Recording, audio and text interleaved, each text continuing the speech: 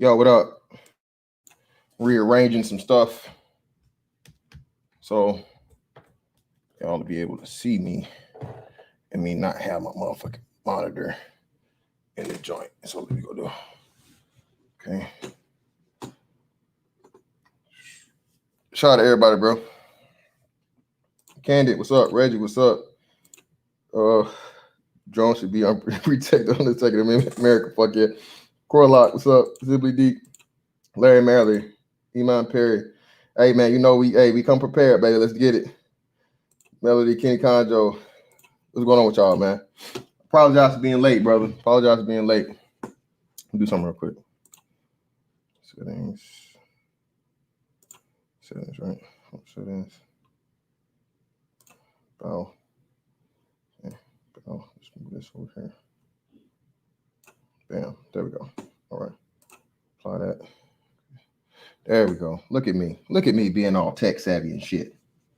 All right. So let me see.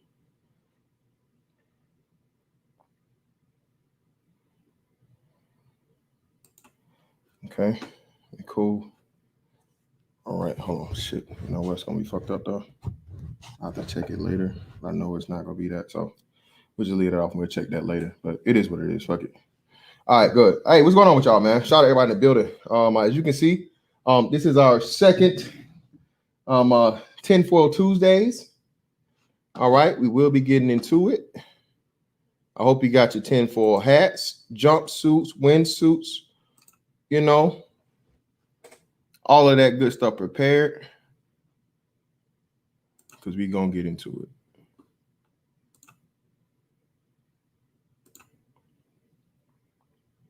All right.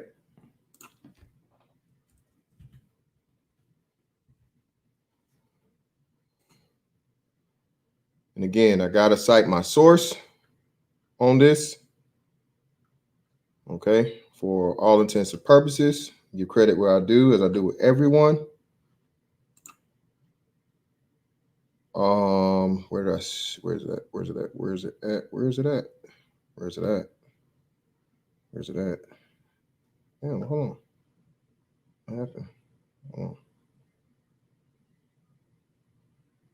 on. All right. Yep.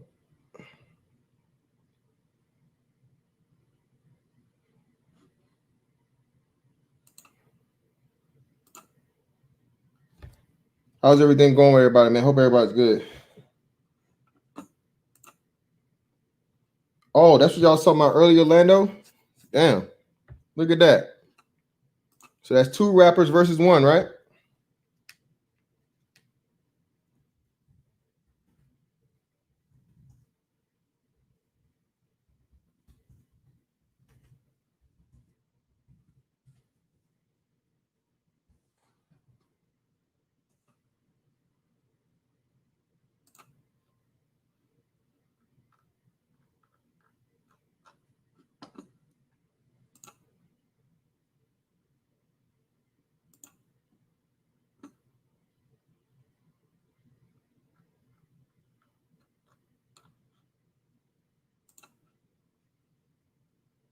Yeah, I'm about to do this shit. Ooh.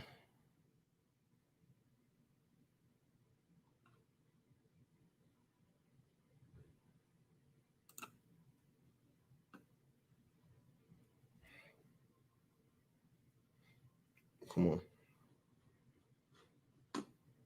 Yeah, it's crazy, bro. Battle rappers for Biden. All these fucking rappers. Tic Tac incident. Tic Tac. What's this? Corlock. What the hell is that? I don't know what's up with that. What's that? The fuck? His ass is big as fuck. Oh. Okay, cool. All right. Anyway, let's get into it. All right, man. So, again, everything said here is alleged and for entertainment purposes only.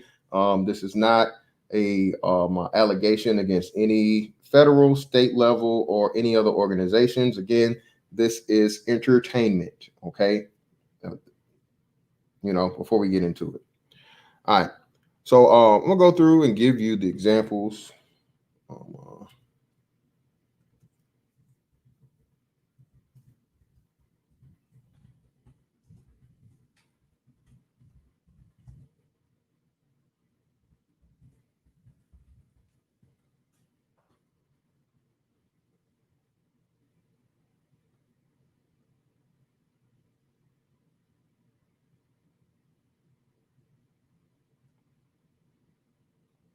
There we go.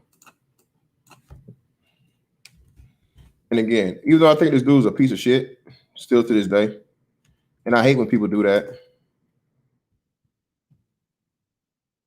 Right? We'll start off with this guy right here, right? So let's go back to this story a long time ago, right? All right, fair use, by the way, fair use.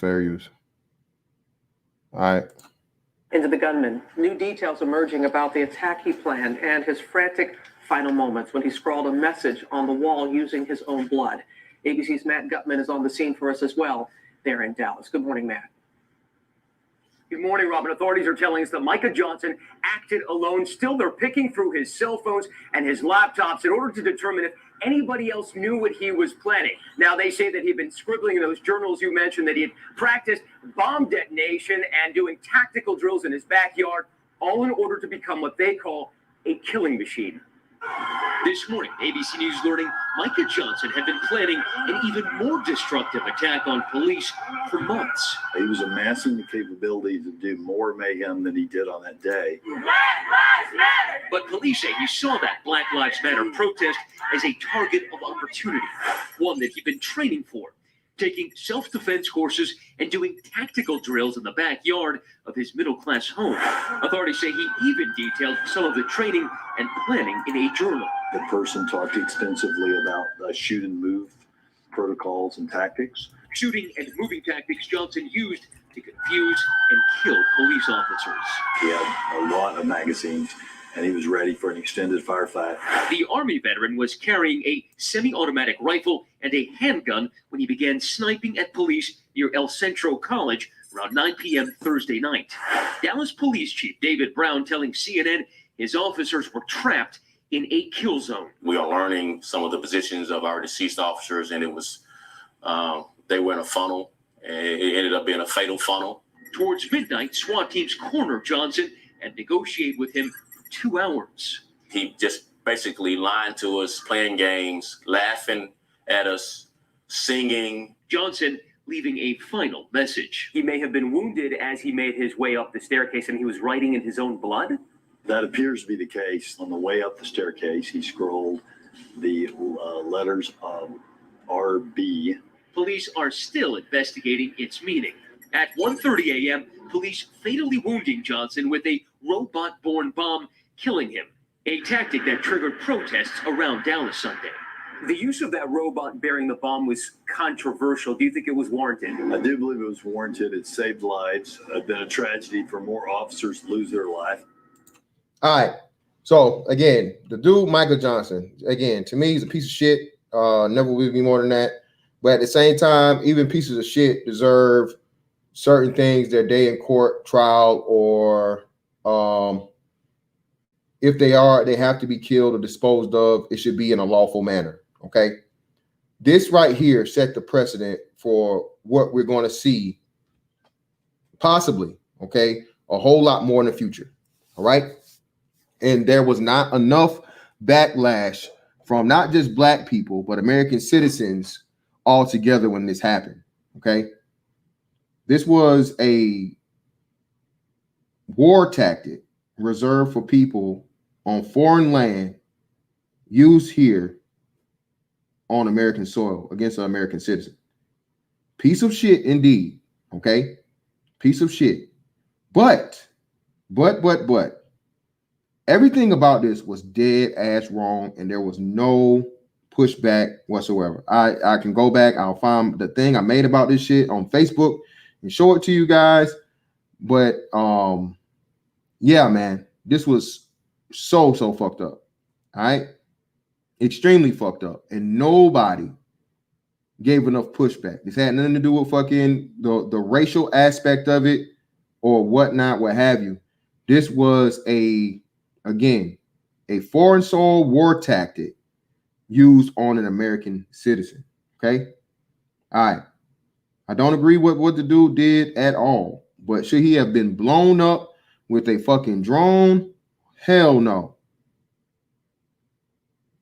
And what people don't understand and realize is, man, what we're trying to get to is they're trying to remove actual officers away from having to interact with people altogether. All right. We're gonna go from that to one that's a little more lighthearted here. All right.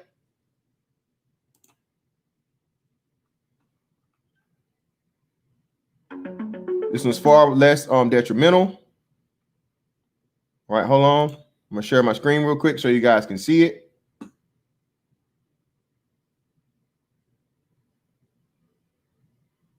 Share my screen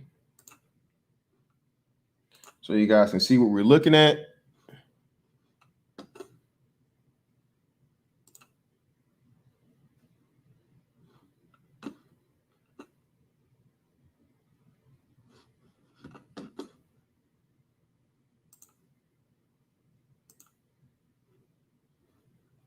All right, let me share my screen. There you go. This is your new ticket robot. Okay. This is the new ticket robot. Look, you see they got the cool little hat up there and everything. You see that? They even put a little hat on him and a camera for the cop to see you. Right? Nice little cool little cop camera and everything, little robot to come up here to your door. Don't even have to get any contact. You know, COVID safe, officer safe. You know, this is going to be your replacement of human interaction between law enforcement and actual citizens. Again, fair use. Just playing the audio.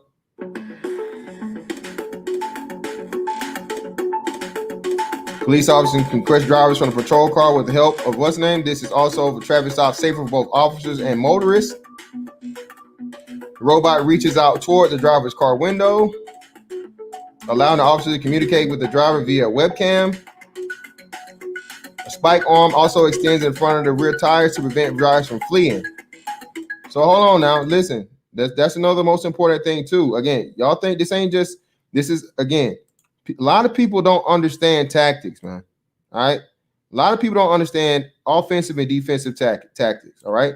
If you think you're just gonna pull off on the little, you know, the BB-8 cop, right? Because that's what it is. It's like a little R2D2 type BB-8 little cute thing. Not menacing, you know, not aggressive, none of those things, right? It's just a nice little cute little thing that most people are gonna, you know, oh, this is cool. You know, kid friendly. Look, mommy, it's R2D2. You know, non-menacing, but what do they tell you? They're gonna have the motherfucking spikes out in front of you. A spike arm also extends in front of the rear tires to prevent drivers from fleeing. Okay? That is defensive and passive right there, people. All right? So if you pull off, now you're all this is actually better and smarter, right?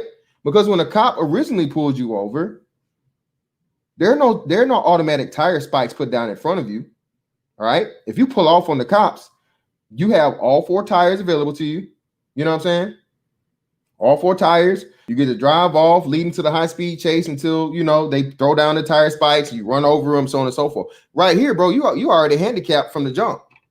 You're done. You ain't gonna get far. As soon as that motherfucking that rim hits that road, bro, it's over with.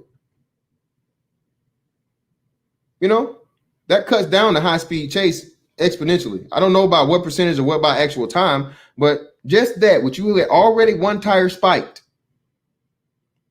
that cuts down the pursuit by a whole lot. Okay. Oh, let me hit you guys with these links. Here you go. For your own viewing pleasure. This one is remotely short. So here you go. If you like to view it for yourself, you know, open up another window or something like that. There you go, by all means, you know. Let me open this up, make sure y'all use this. Give me these likes.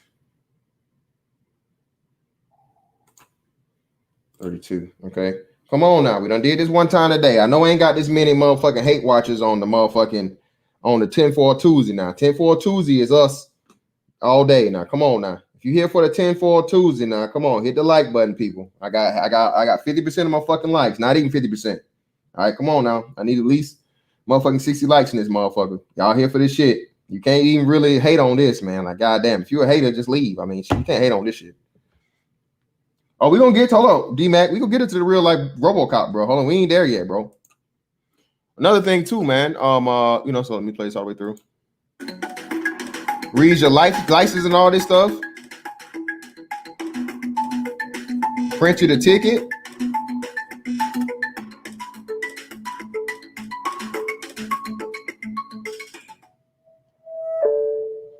All right. All right. Everyone remembers this. You know.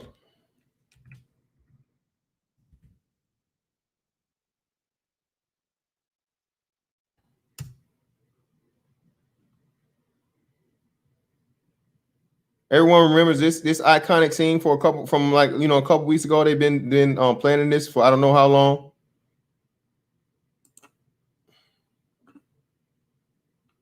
And of course, people saying what?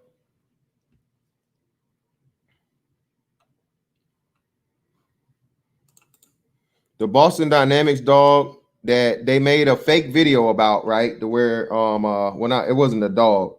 That was the I think it was actual cyborg or robot, not cyborg. It was full robot that was able to, you know, fight back and shoot and all these things and so on and so forth. That was a hoax. That wasn't real. Okay. That Boston Dynamics human robot thing about it shooting people and all this other shit, that wasn't real. Okay, the robot is real, but the scenes and stuff they had it doing isn't. Okay, but here's this one, and of course, this is the reaction.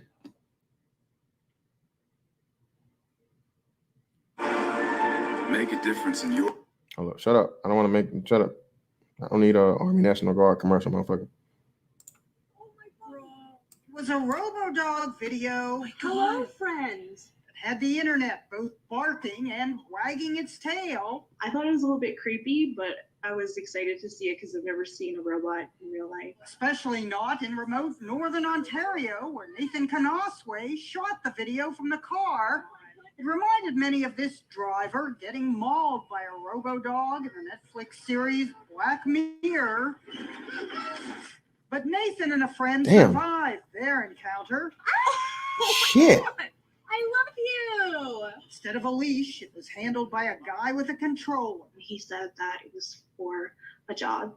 So we told him he had a pretty good job, I guess. Walking Spot, the Boston Dynamics RoboDog that's been spotted lately. For your own safety and for those around you, please stand at least 1 meter apart. Telling people in a Singapore park to maintain social distance. The founder of Boston Dynamics told CNBC, "We have about 120 out in the world." Stephen Colbert noticed Spot. People would be a lot more receptive if the dog was cuter, cuddlier, and less dystopian. Like Stephen's dog? Here's the Benny bot. There it is. Boston Dynamics is making Spot cuddlier by showing RoboDogs dancing, working together. Again, man, look, people, this is what they're doing, man. They're making these things. You always start out by how and what. God damn it. Can I get rid of this? Hold on. Let me show y'all this shit. Hold on. All right, y'all can see it. For everyone that hasn't seen it already, hold on. Let me back it up. Let's see if I can back it up. The leash was handled by a guy with Nathan and a friend survived. This Black Mirror shit, bro. I don't think, man, and again, predictive program. We're going to get into it. We're going to get into it. Transhumanism, the predictive programming, all of those things, allegedly. But I was excited to see it. Damn it. All right, cool. Hold on. Focus. All right, cool. All right, so let me show you the screen right here.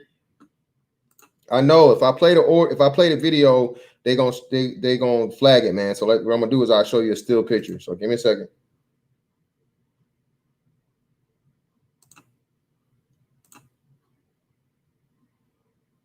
All right, that's the robot dog, people. All right, make it larger for y'all. All right, that's the robot dog. The whole Boston Dynamics thing that we've been talking about. They have an actual humanoid robot also. But again, the humanoid robot video wasn't real. Okay. Everybody sees the dog. Everybody sees the wonderful robot dog, right? All right. Let's go back to where we were.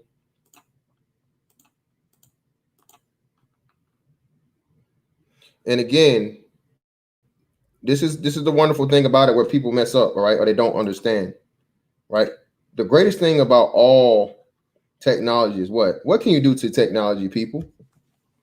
Help me out in the chat. Please tell me what you can do with technology, people.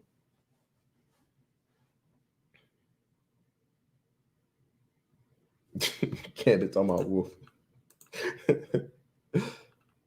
What's the wonderful thing you can do with technology, people?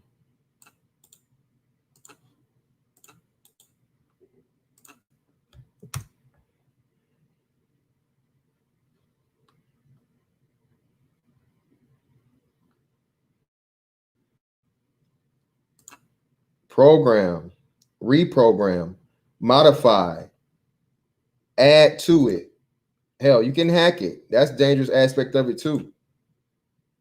But program it and modify it, okay? So right here, what you see right here, they're using this dog, okay, this robo dog, to measure whenever people are too close, okay? Again, this is a super fucking computer, high tech, highest level robot, right?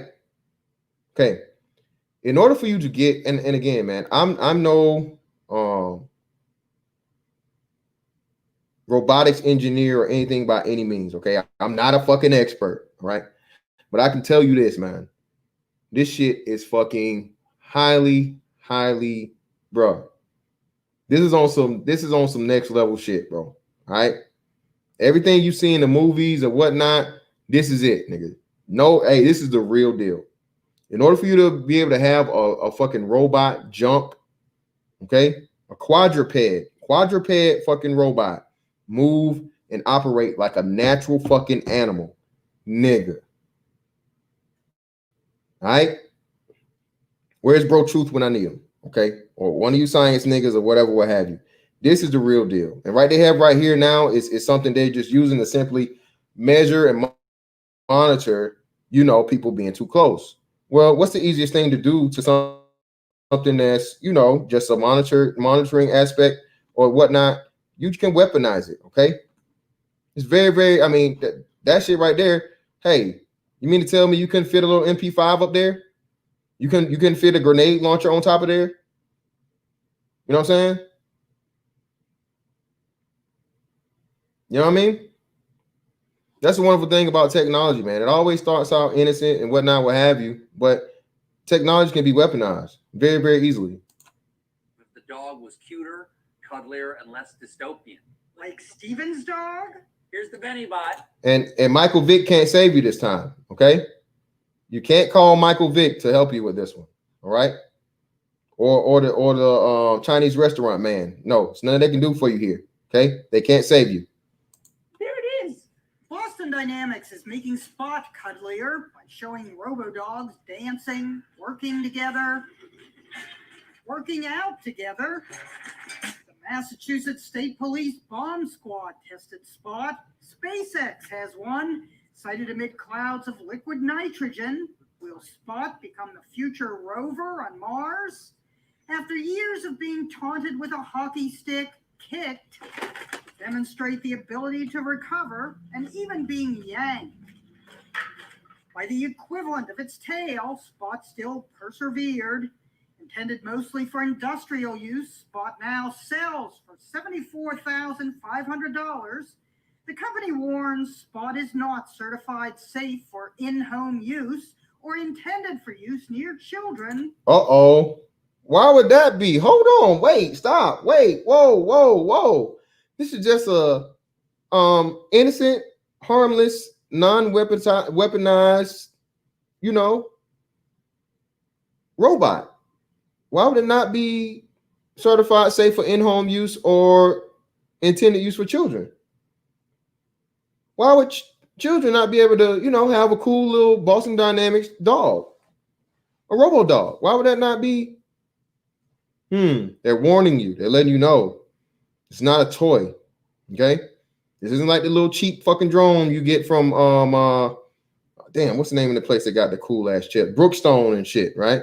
This ain't a cool little motherfucking drone you get from Amazon. This is the real motherfucking deal, bro. $75,000 to start whatever you want to start. That's very, very fucking serious. Yeah, ain't no motherfucking Snoopy.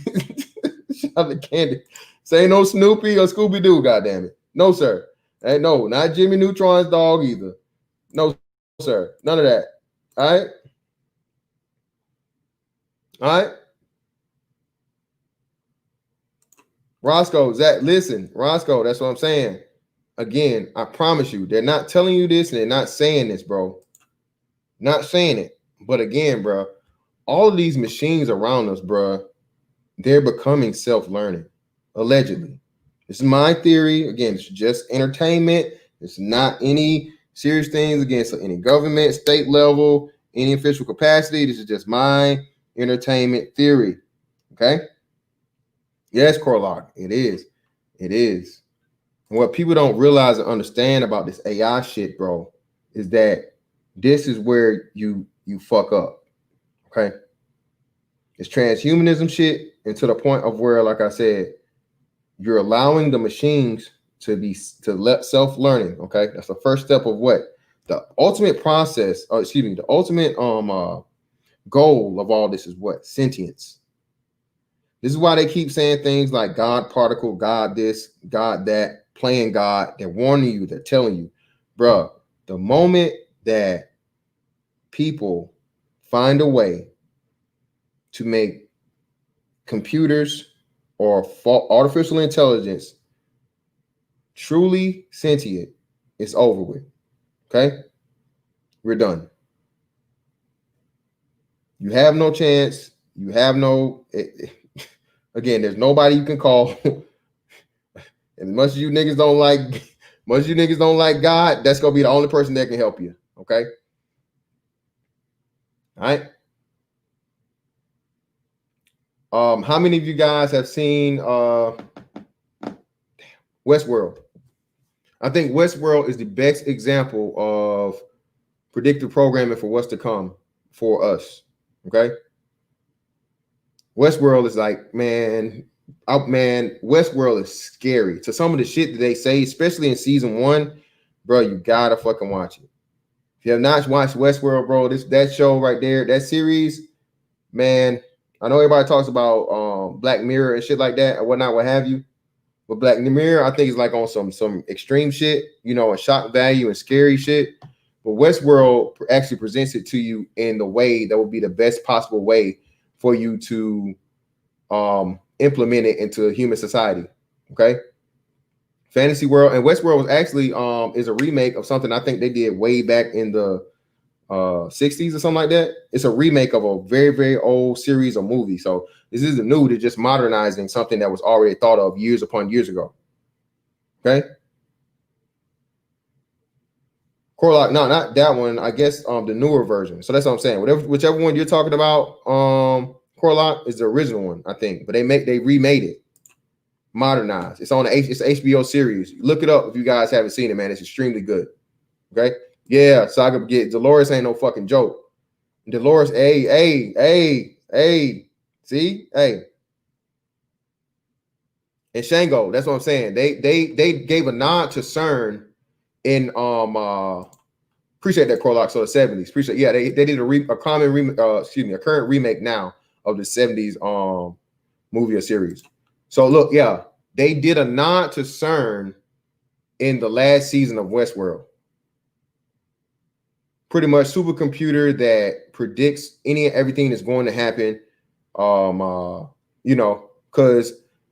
when you break it down, man, everything is binary and numbers and calculations for the most part. All right.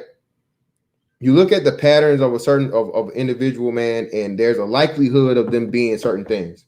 And the whole thing of the system that they were using pretty much not only predicted but limited people and chose the winners and the losers. Okay. Let's say if you haven't seen Westworld, man, look it up. Look into it. It's a really, really good. It's a really good thing, man. All right. But at least he won't attack. can expect to be hounded. Dude, Spot, you are amazing. By more Spot sightings, see Spot try. I love you so much. Ginny Mouse, CNN. Again, and they got him doing all kinds of cute shit, break dancing and pop locking and jumping and all of this shit. Listen, man. Listen.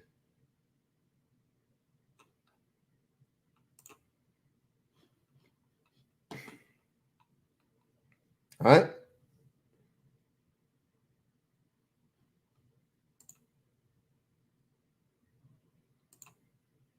And now we have the latest one. Okay. We have the latest one. The recent actor of Thomas Jefferson Bird, the guy that played in all the Spike Lee movies, was arrested by a drone. They say flown into his apartment. I don't know if it was flown in, but that's even worse if they flew the motherfucker in. But shout out to Super Sly, because I saw this on Super Sly shit. Super Sly shared this. So this is where I seen it at. And this is what I've been waiting to do this for the longest. And now the significance of this, you guys are piecing together. Okay. Right now with Jimmy John's. Fuck Jimmy John's. Fair use. Jimmy John's is like the worst sandwiches ever too, man. That bread is like fucking rubber. Y'all like Jimmy John's, bro? Jimmy John's is horrible.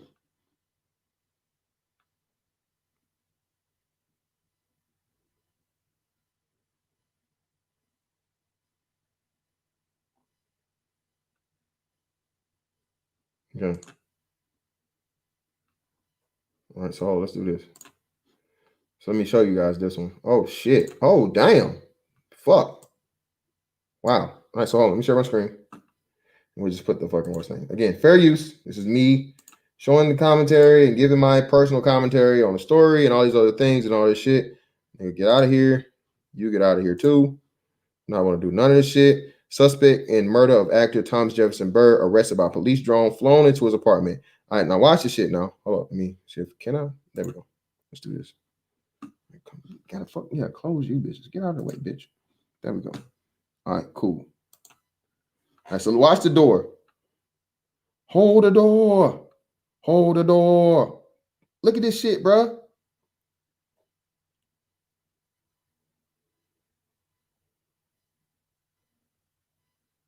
Look at this, people. Y'all see this shit?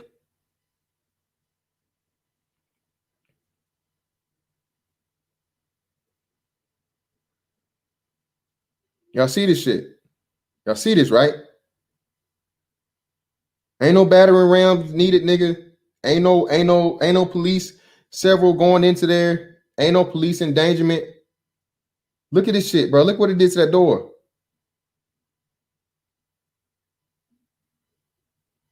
Y'all see this shit?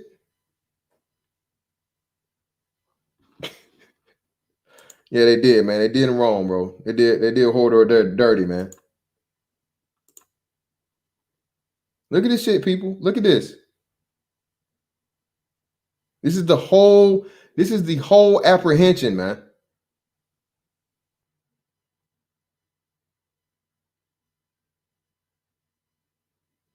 .360-degree control.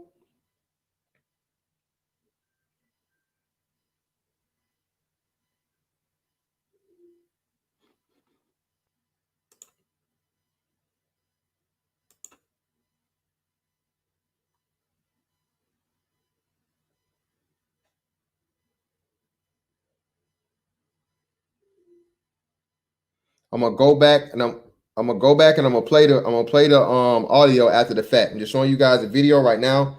We'll go back and play the audio later, so you don't try and pick it up.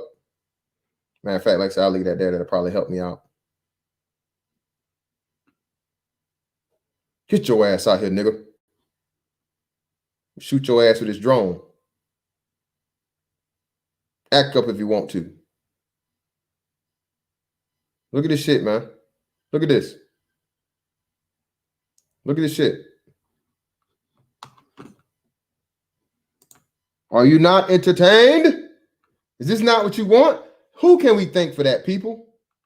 Who can Who or what recent interaction, national news, uproar, outrage can we fucking thank for this? See, I tell you, people have no foresight, especially dumb ass niggas. You emotional, dumb ass niggas don't understand what you do when you ask for certain shit. Okay? What can we thank for this, people? Who can we thank for this? What situation can we thank for this? For this becoming the normal procedures now. What can we thank? Who or what can we thank?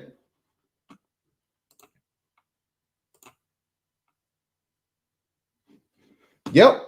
Nope, not George Floyd. Young Swift got it. Breonna Taylor. You can thank Breonna Taylor and Kenneth Walker for this. This will be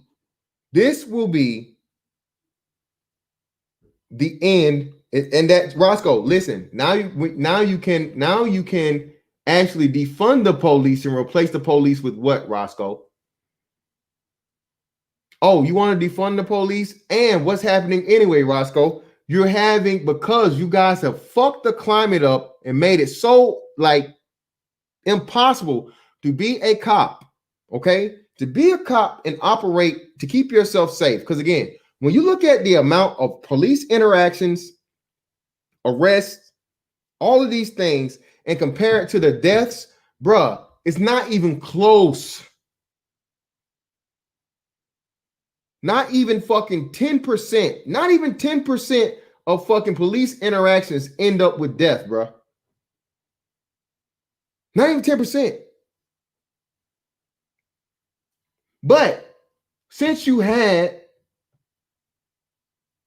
Black Marxists Matter,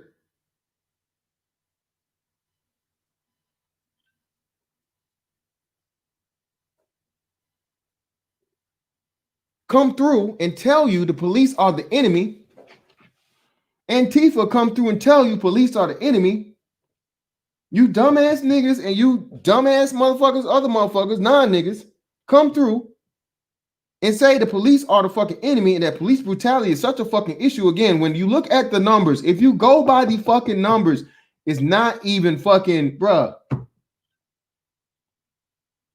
It's a non-factor.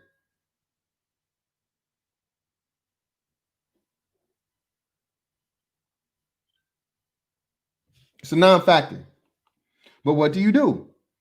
How do you fucking get people to give you the authority, to give you the power, to give you the control over them? To replace the fucking human police with the robots. You let people complain about no-knock warrants.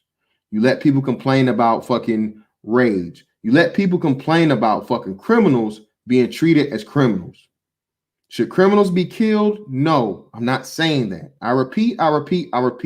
Just like Michael Johnson, even though he was a piece of shit, Michael Johnson did not deserve to be blown up. This was stated by the fucking police. They blew this man up with a fucking robot, okay? That is inhumane. And again, that goes against, bro, like I said, if you were to make the argument,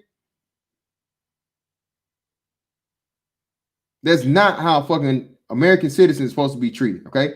That's the reason why you have the SWAT team. When a police officer or whoever signs up for that, bro, you sign up to put your fucking life on the line, just like me, okay? I sign my name on the dotted line and goes to what's name. I know that there's a possibility that I may have to be in harm's way, okay? And I may lose my life in the process in defense of me serving out my purpose on my job. The way you mitigate that, though, is you choose your job. That's the best thing about the military. You could be on the front lines, literally, okay? Or your ass could be somewhere in a motherfucking as a secretary, and you never even have to worry about leaving an air conditioner and a computer screen, okay? You pretty much sign up for what you want to do, okay? Shout out to motherfucking Zero in the building. Yep, Roscoe. Again, you use the idiots to implement the motherfucking globalism. to implement the fucking Nick Taylor, motherfucking Nick Taylor in the building. What's up, Nick Taylor? What's going on, man? You use the people to enslave and control the people. You let the people motherfucking get all outraged, make all the shit, and what do? You say, all right, niggas, okay. Y'all didn't like the fact that, again, we served a warrant.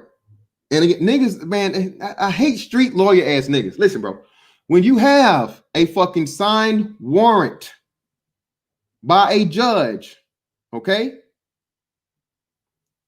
The fucking warrant is on the premises, okay? The warrant that whenever you're looking for a person at a certain on certain premises and whatnot, even if they have already been apprehended, the warrant is on the fucking premises, used especially in drug situations. All right.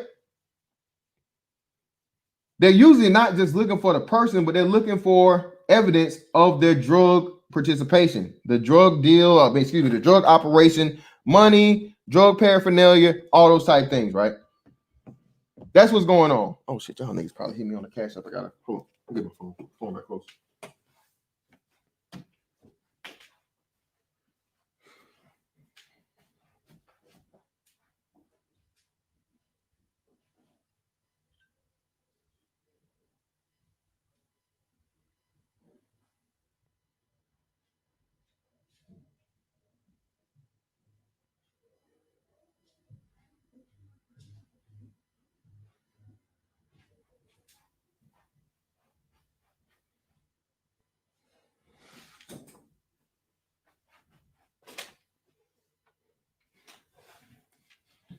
Shout out to my brother. 1 second. Appreciate you, man. Shout out. 1 second. There we go. Shout out to my brother, Mac. Salute, fam. Sophia Stewart warned us years ago. Man, plenty of people warned us years ago, man. Plenty.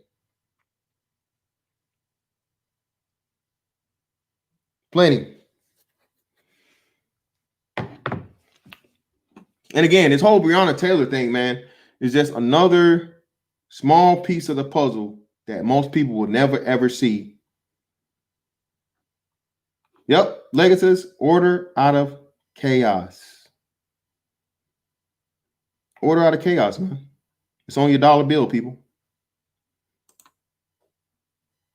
This whole thing of defunding police, you can't trust the police, you know, fuck the police, fuck 12, all this shit. Police are quitting, bro. Police in New York quit and retired in record numbers, early retirement and things like that. Police in Portland and shit like that. All of these motherfucking, extreme left and liberal states and shit. So fuck it, man, I'm out. I can't do my fucking job. If I talk to a black person or even approach a black person, I'm being racist. If I have to pull my gun and the motherfucker got a gun or a knife or so on and so forth, and I kill him, I'm getting prosecuted now, automatically getting a fucking murder charge, even if it's a good shoot. Again, I don't understand how and why the police officer in the Rayshard Brooks situation it shouldn't even be a question, bro. Are all shoots by cops good shoots? No, not saying that. Not saying all cops are good by all shoots by cops are good shoots. Of course they're not. We've seen the fucking video evidence of those, and in the two I remember the one out of either North Carolina or South Carolina where the dude shot the guy in the back, and then the one in Chicago, those cops were found guilty. Are all cops found guilty? No. All right. Do all cops motherfucking get the proper fucking justice for what they did, their wrong shit? No. But again, man, nothing is perfect. Y'all expecting to get a fucking perfect result out of the one motherfucking occupation out of the world? That's one of the most dangerous motherfucking occupations out of the world. Come on, man. Again, I've seen the shift. Okay. I remember again when the DARE program was going on and shit. Kids actually wanted to be cops. Little boys wanted to be cops. Their dads were cops. They were proud of their dads that were policemen. And after motherfucking gangster rap comes around, fuck the police, fuck 12, don't snitch, all this other shit and all this. And I'm like, whoa, man. I never understood that. Because I'm like, look, so if somebody breaking in your house in the middle of the night, and especially for black women, it's funny. So I'm gonna put the little black women in here just for a little quick second. All right. I'm sorry. Well, I already mentioned Breonna Taylor, but we're not gonna make it completely and totally about y'all. But black women, just think about this. You guys claim that you're the least protected. Okay, cool. Black men aren't out here just jumping out in their, with their capes and their underwear on the outside of their pants to rush to your rescue. So since black men aren't doing the job you claiming they should do for you, strange black men that don't know you should somehow just throw their lives on the line to protect you. Since they're not doing their jobs or we're not doing our job, who's the first line of defense for you? Oh my God, the police. But yet and still, black women, what are you producing? You're producing children that are fucking promoting the rhetoric of fuck said police. Fuck 12, as they say. Black, white, Hispanic, anything. All cops are bad cops. What about Jacob Blake? Jacob Blake is another perfect example. Gray Fox, I hope you're saying Jacob Blake to prove my point yet again. Jacob Blake was called because he allegedly sexually assaulted, a woman. Okay? Jacob Blake was not there breaking up a fight. He was not. He was there when he already had a pre-existing restraining order. Okay? Either restraining or protection order for him not to be there. And he was in the case of stealing a woman's children, as per what that woman said.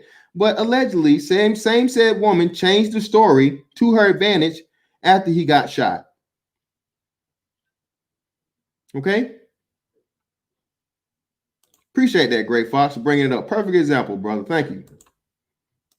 Perfect example. Yes, really, Iman Perry. Are you saying, brother, that all this is everything I'm saying is fact, and you can look it up for yourself and find it out? This isn't a theory. This isn't an assumption. This is fact that you can easily look up for yourself and find out.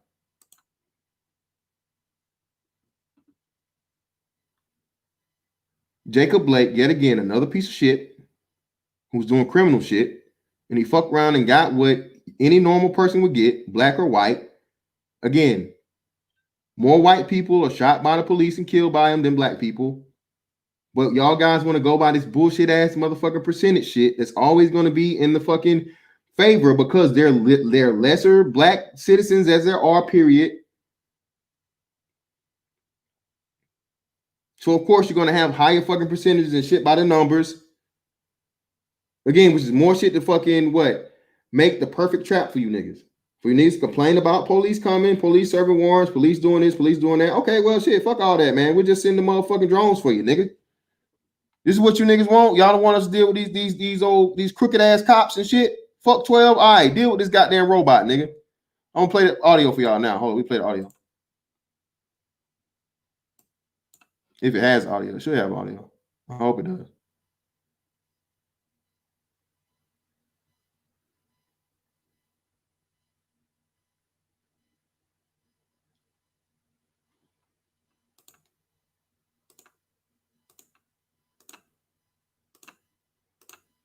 I don't think it does. Hold up. She ain't got no audio. Hold up. See the audio. Hold up.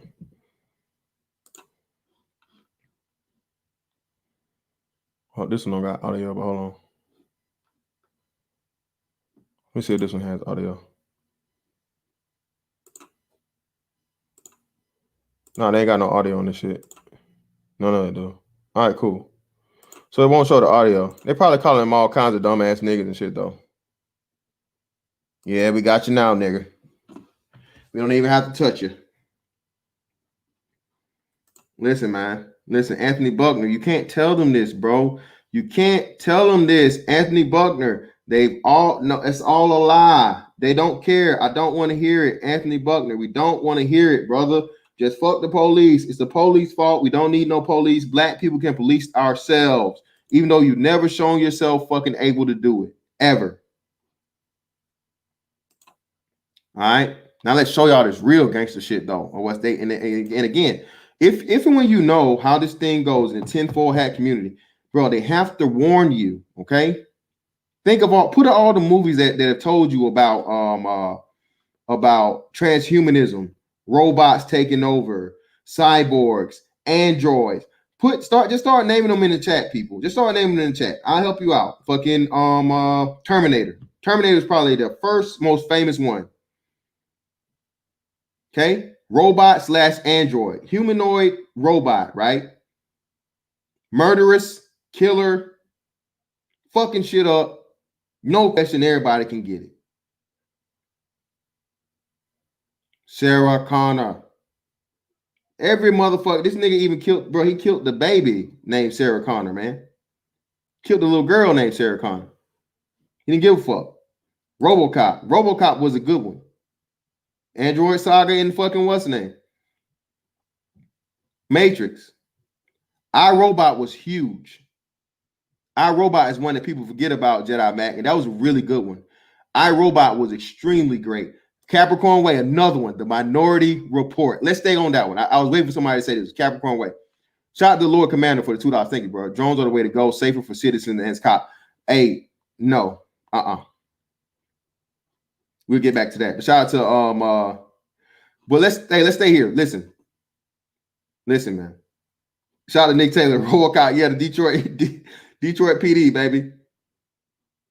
Listen, The Minority Report, man, is another thing that gave you it gave you 2-in-1. Minority Report let you know, bro. They actually have fucking like psychic people, bro. Precogs and shit that they call it. Motherfuckers able to predict the future and all this shit and so what have you. And the way you fucking use these damn androids are going to be implemented and shit like that. Another big one. Y'all forgot a cool one in the 90s. Of course, Star Wars. Star Wars was super deep. Star Wars was super dope. Star Wars had everything, bro. Star Wars had everything. Star Wars had the clones. They had the drones. That's why I put Drone Wars versus Clone Wars. People don't even understand, bro, just how huge like Star Wars was as far as like our predictive programming. It's crazy. It's one that y'all didn't mention. Oh yeah, Captain America, Civil War. Tell them, bro. Listen, this transhumanism shit, bro, is almost here. All right. Again, have you? Hold on, let me see.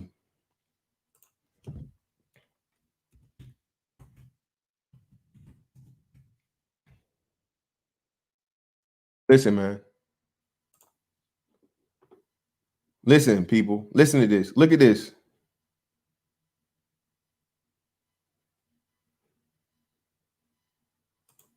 Look at this, people. Hold on. Let me help y'all out. Hold on real quick. And again, fair use. This is from Vice. Let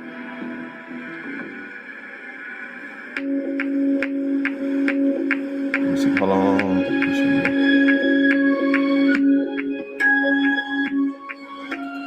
Listen.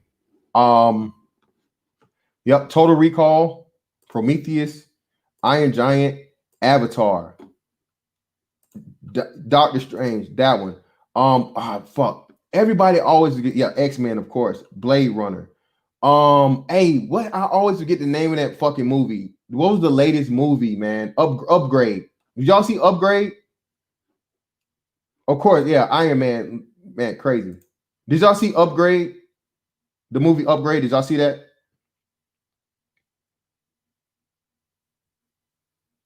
I think that's the name of the movie, right? Upgrade. Let me make sure.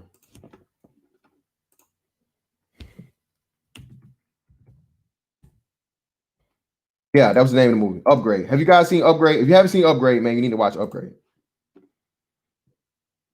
If you guys have not seen Upgrade, you need to watch Upgrade. Okay? Upgrade is probably the latest one that I can think of that they pretty much told you how this shit's gonna work. Okay? You gotta watch it, Private Foster. If you haven't seen it, bro, you gotta watch it. It's a damn good movie. So Upgrade was pretty much like this thing, right? Of where well, I don't want to spoil it if you guys haven't seen it, but just watch it, okay? Just watch it. Yeah, Inception. I don't know. Did Inception have Inception didn't have robots, did it? The Inception didn't have robots. Inception was just Dream World. Yeah, Ghost in the Shell. Yep. When they did the real life Ghost in the Shell, that was dope. That was dope too. Yep. But let me show you guys this again. Fair use. I'm just gonna show you. We'll just do still images as we go along. Of course, you know what I'm saying. We'll do still images in and out so you guys can see. Of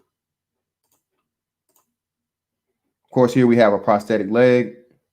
Okay. Right.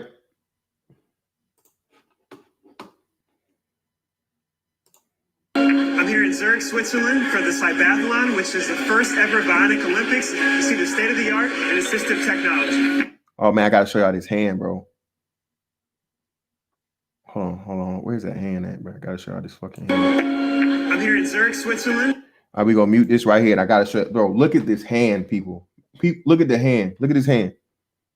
Hold up. Okay. Let me share the screen. Again, fair use. Share the screen. All right.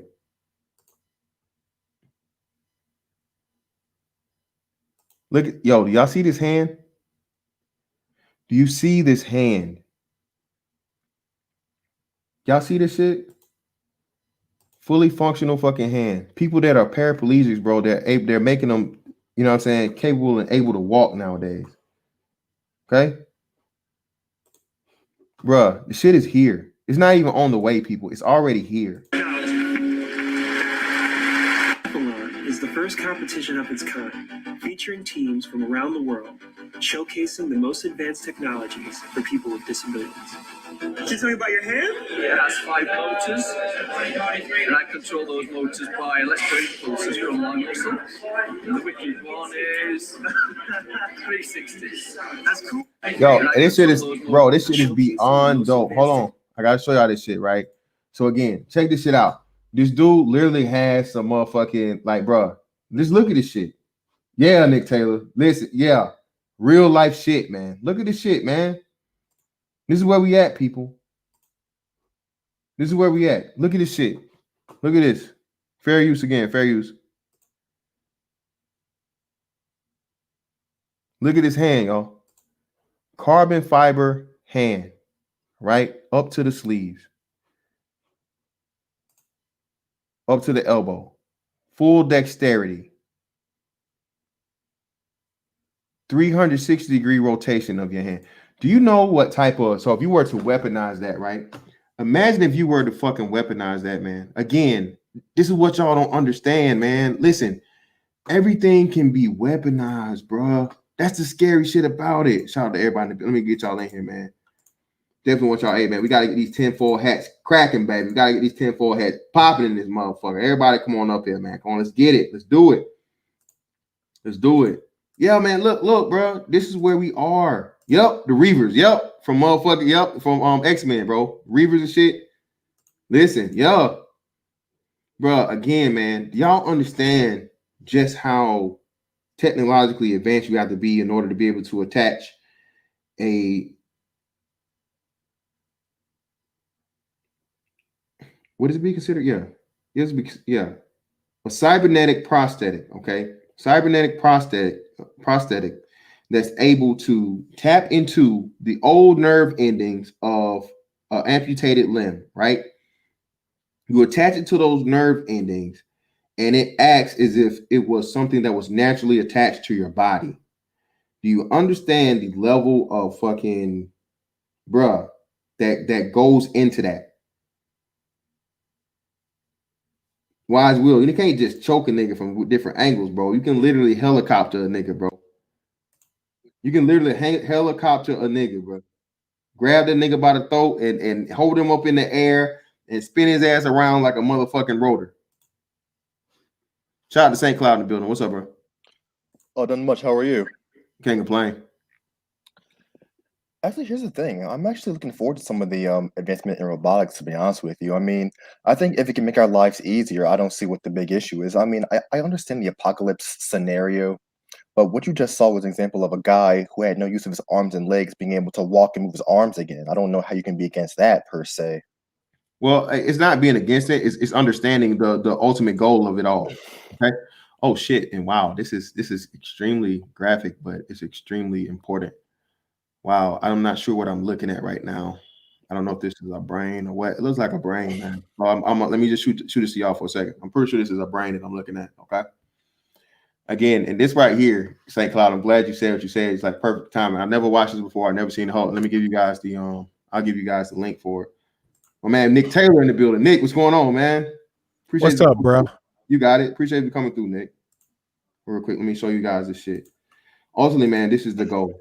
All right. I'm pretty sure we're looking at a brain here, people. All right. And you see what they're attaching to said brain, right? Yeah. That's why.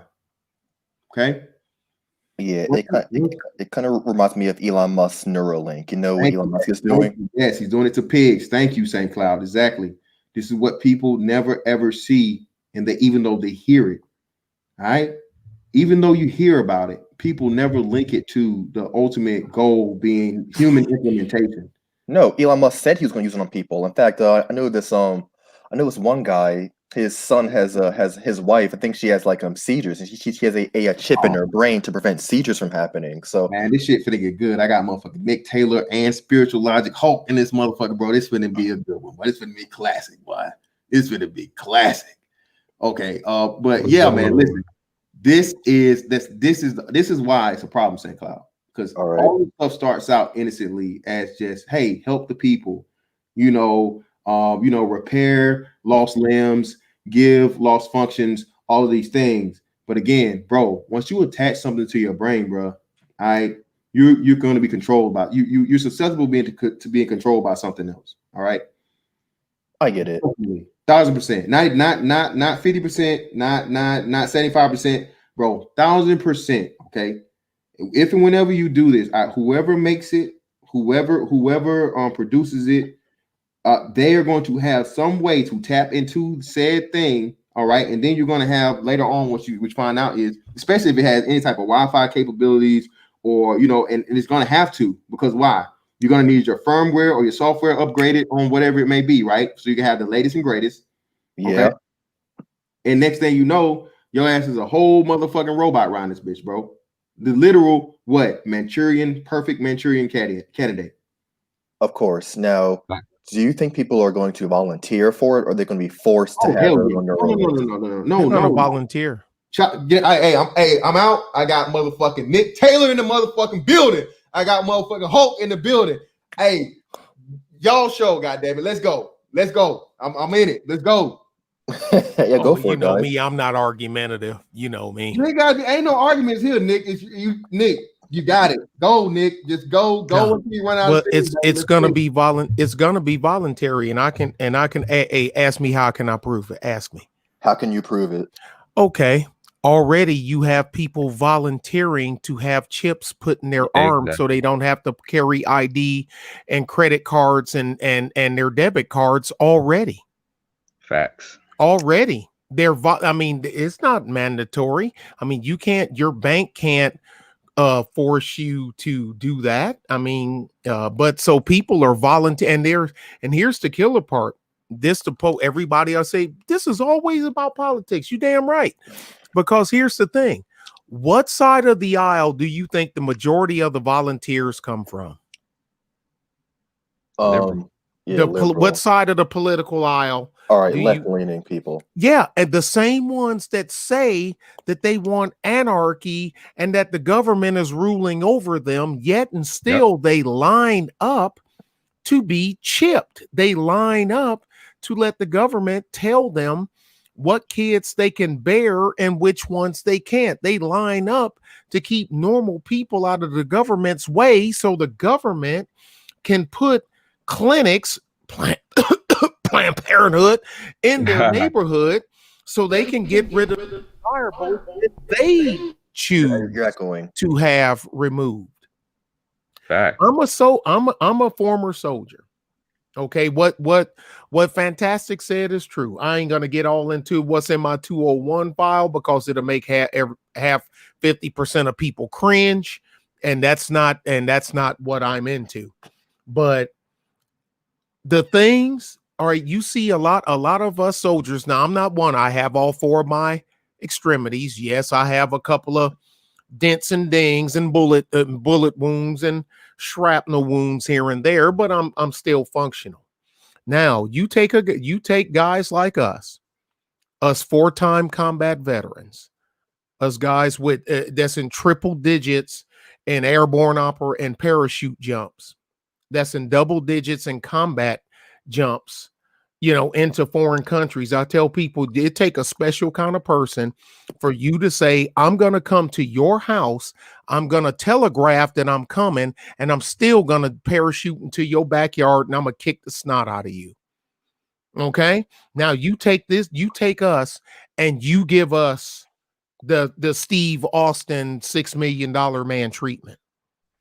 Any of us that decides to be swayed either financially or just from a superior moral perspective, regular people are in trouble.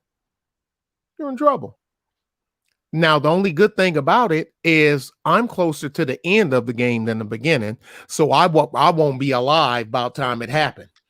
It's you younger cats that's still behind that's going to have to deal with this stuff. I don't know, Nick. This vaccine, man. I don't know. They got nanoparticles in it. They're trying to alter your genetic material. Oh, well, well, I'm not worrying about vaccines because I don't take them. See, see, here's the thing. And don't take this the wrong way, because a lot of people take things the wrong way. I'm not in a controlled urban environment. Okay? I don't live in Baltimore. I don't live in New York. I don't live in Chicago. I don't live in LA where I'm subjected to is all states got some problems? Oh, but of course. But who you think got more? Who's easier to control? The people in New York City or the people in Cuero, Texas? New York. I mean, you know what I'm saying? Who do you think are easier to control? Because see, there is no government system out here. We're not dependent on EBT, food stamps, Section 8. There's no Section 8 out here. Out here is survive or die. And that's the way it should be, in my opinion. So there is no vaccine for me. Now, just because people, well, in Chicago, they said if you didn't do this, you couldn't get your EBT. Number one, I'm not in Chicago and I'm not on EBT. So that doesn't apply to me. That applies to you, not you. You know what I mean? But Nick, see, Nick, this and why, Nick, what does that also help, Nick? The first people to go is gonna be what? The motherfuckers that have to need something from the government. Yeah, the weak and the needy. Yep, the motherfuckers that gotta fucking depend on the government. In order for you to get this shit we gonna give you, you pay us back by us paying you by being the guinea pigs, by being the motherfucking chips to be all these things. One thing people don't understand about combat, people that never either been in it or studied it, before you go to combat, you actually wind up having to fight some of your own first before the war even starts. Spanish-American War, the Prussian Wars, Indochina War, World War I, World War II, American Civil War. You wind up having to actually do war with people inside your ranks first before you turn the guns outside your ranks. And in this case, it will be those people that need the system. You're going to have to turn on them. They're one of my drivers. I'm still on the clock. Hold on a second. Go ahead, y'all. Yo, man. This is a good ass topic. So I've seen way too many movies, and a lot of this shit fucks up. I mean, you would have to have such a great security system to really handle this shit. And then another problem would be the black market. You're going to have people on the black market. Once they find out how to create these things, they'll do it on their own, on their own black market in their own little sectors and stuff like that. Yep, absolutely. So then you'll have the proper tech that you can buy, the legal one. Then you'll have the illegal one. You'll have to deal with that. I mean, you'll have each market going against each other and stuff like that. Maybe the people that can't afford the normal stuff will have to go to the black market to afford that equipment. So I have to, because I'm reading now, it says the Neuralink it'll go for about $10 million, and it's going to require surgery as well. I don't know who can afford a $10 million chip. So I mean, if this does happen, it's very feasible that it would happen. Having a black market underground, yeah, of course. Who could afford? I'm also thinking like people who maybe they have their limbs, right? But maybe someone might just cut off one of their fucking hands and some shit just to get a little mech arm. Why not? It's stronger. Yeah, it's more reliable. You can't feel pain either. Listen, if you could chop your hand off, bro, and replace it with a motherfucking cybernetic one. And again, shout to Zero. Zero said this earlier on. Bro, in order for you to survive and compete, bro, you're gonna have to. You're gonna have to get down. Bro, what the fuck? What the hell are you gonna do as a cop or a soldier or whatnot? Another big one too that they're telling you, what's the show right now, man? Amazon Prime. The Boys did this. The Boys showed Yeah, that. I seen that. The Boys? Yeah, I seen that. I like that. That's crazy. Yeah, I heard listen. So what the boys did, no spoilers on I really get, but what the boys did was they found out that the boys, they thought that these people were born this way, right? But they weren't. All of these superheroes got their powers through being given to them and experimented on. Yep. They got to the point of where they were trying to limit and put limitations on the power of the superheroes. And the superheroes like, hell no, we're not having this shit. We want to fucking be pretty much hired throughout the world and be autonomous and be like gods. Basically. above the law. Anything we do is legal. Well, there's no reason for you to do that. So what do? You create it. You create the reason. So what they did was they took the same, shout out to motherfucking hard work to see what's going on. They took the same serum or the same stuff that was used to give them the powers, and what do? They send it to the rivals of America. Best job security ever. Now you have to have us. You need us because now they're evil superhero motherfuckers. Control opposition. That's the same shit you're gonna have when what you gonna do when China? Because China's what? Shout out to the commune niggas. China is fucking. You're not gonna have no choice. China gonna pull your ass in that motherfucking. Hey, get on this table. We finna give your ass the real kung fu grip, motherfucker. Real life. You finna have the Chung Lee kick for real, nigga. We about to motherfucking replace this leg with this motherfucking robotic leg. You gonna be able to do motherfucking 1,000 kicks per second. All right.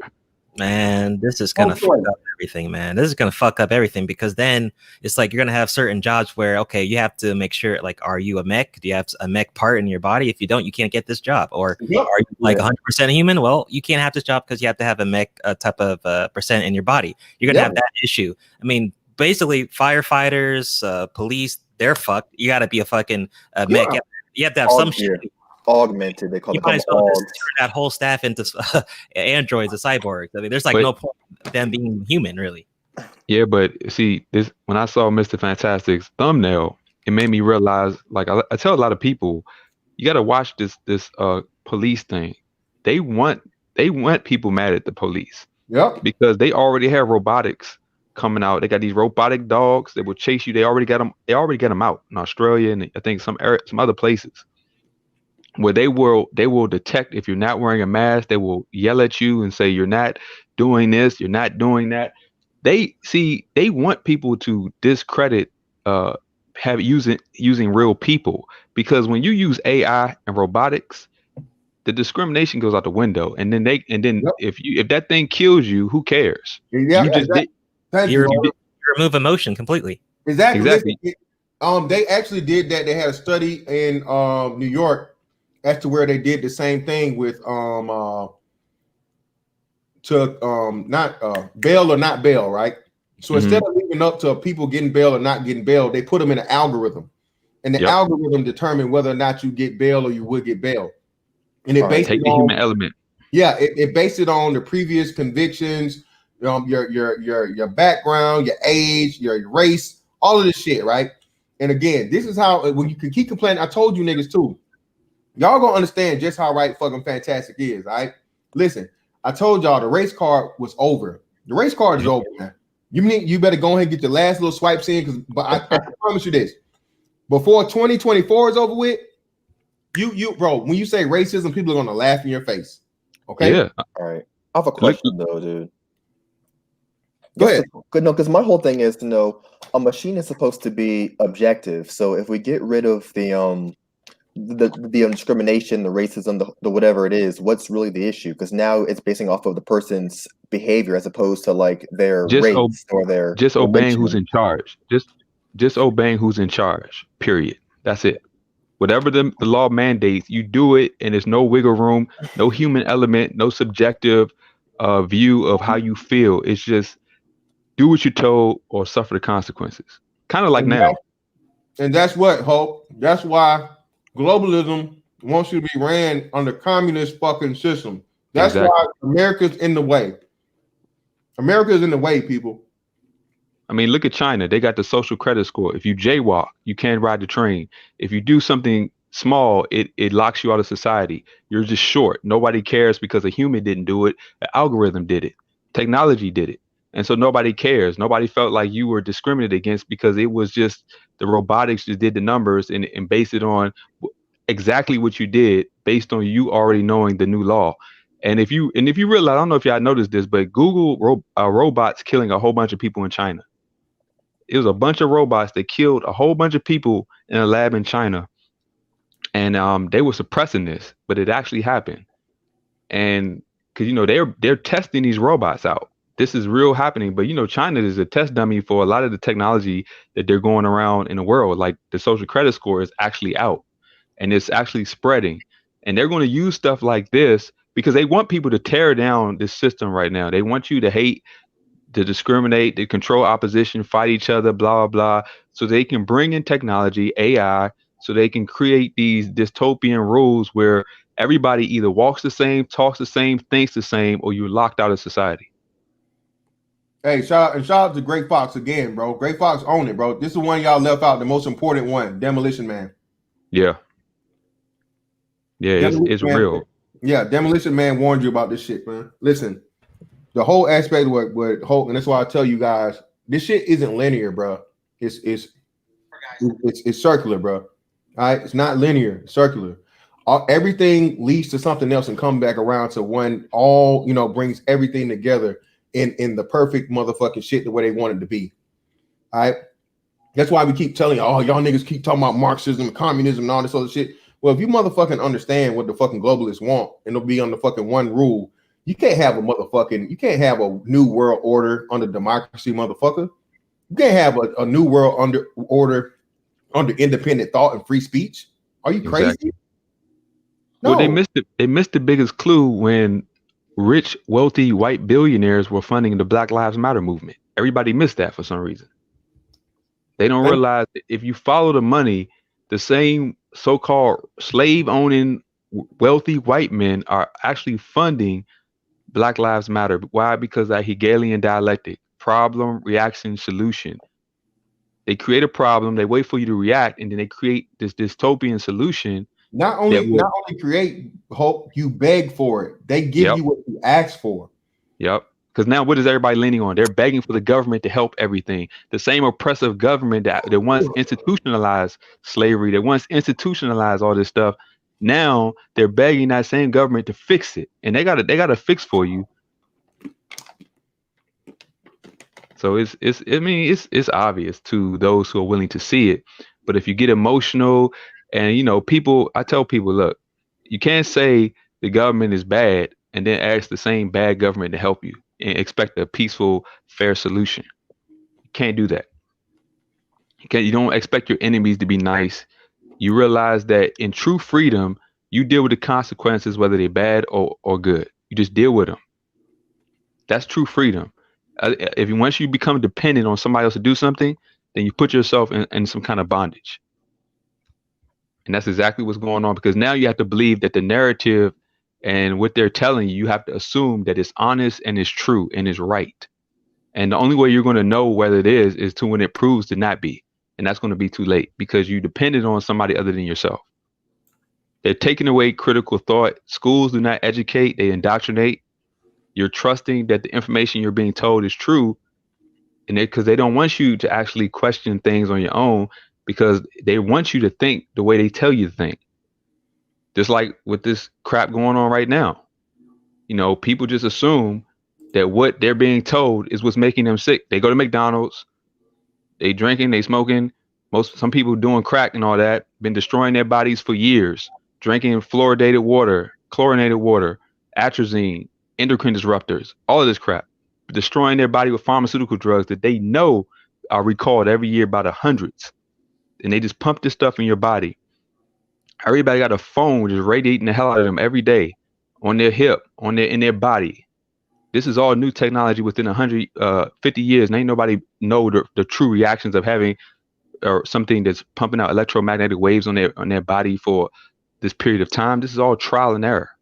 But they want you to believe that what they're telling you is killing you is actually doing it while you ignore all the proven stuff that you know is toxic. Yeah, that's a good point you mentioned about what's in your body. I mean, you gotta think about the medical aspect of it. Like if you have these different things in your body, I mean, certain medication won't be able to work. Maybe you have to create a whole new line of medication for specific people that have these different things in their bodies. No, hold on. You ain't thinking all the way. Soul provider. What do you, again? If you get the chip and you get the brain implant, right? What will the vaccines be now? They'll be digital. They'll be programs. They'll be downloads. Yep. I don't know about that, because even if your brain is synthetic, your blood and everything still works the same way. You still have to put. Hold on, real quick. Zero, get your ass up here. Zero, get your ass up here. I need you here. All right, I need you here, nigga. Get your ass up here. I know if you're here, nigga, you can be here. Get your ass up here. St. Cloud. Zero put me onto the shit that I didn't even know about. I think Hope mentioned this too. Technology, bro. Mm-hmm. Technology will again replace all fucking anything, vaccines or whatnot, what have you. You download whatever the program is, and the nanites, they will pretty much operate however they need to operate to fight diseases, to heal wounds, to do all those things. So again, if I have it wrong, Zero, to get your ass up here, nigga. All right, that's what I'm saying. I have to make sure, but theoretically, by the way that it's supposed to work with the nanotechnology, bro, everything there will be no need, and you will literally become gods, man. I'm telling you, that will be the cell. That's the cell. You'll live longer, you won't get sick, you'll have the strength of 10 men, all of this shit. Yeah, look at the gene modification technology with the mechanics and all that stuff. They have been working on this stuff longer than we've been told they have. They're just putting it out there once they have enough confidence that the public has been indoctrinated to start accepting this. Why you think they took down the objective standards like male and female, and all of a sudden there's like 100 genders and all this stuff? Because they want you to get used to the idea that you can be whatever you feel, that you don't have to fit within an objective standard of male or female. Be whatever you want.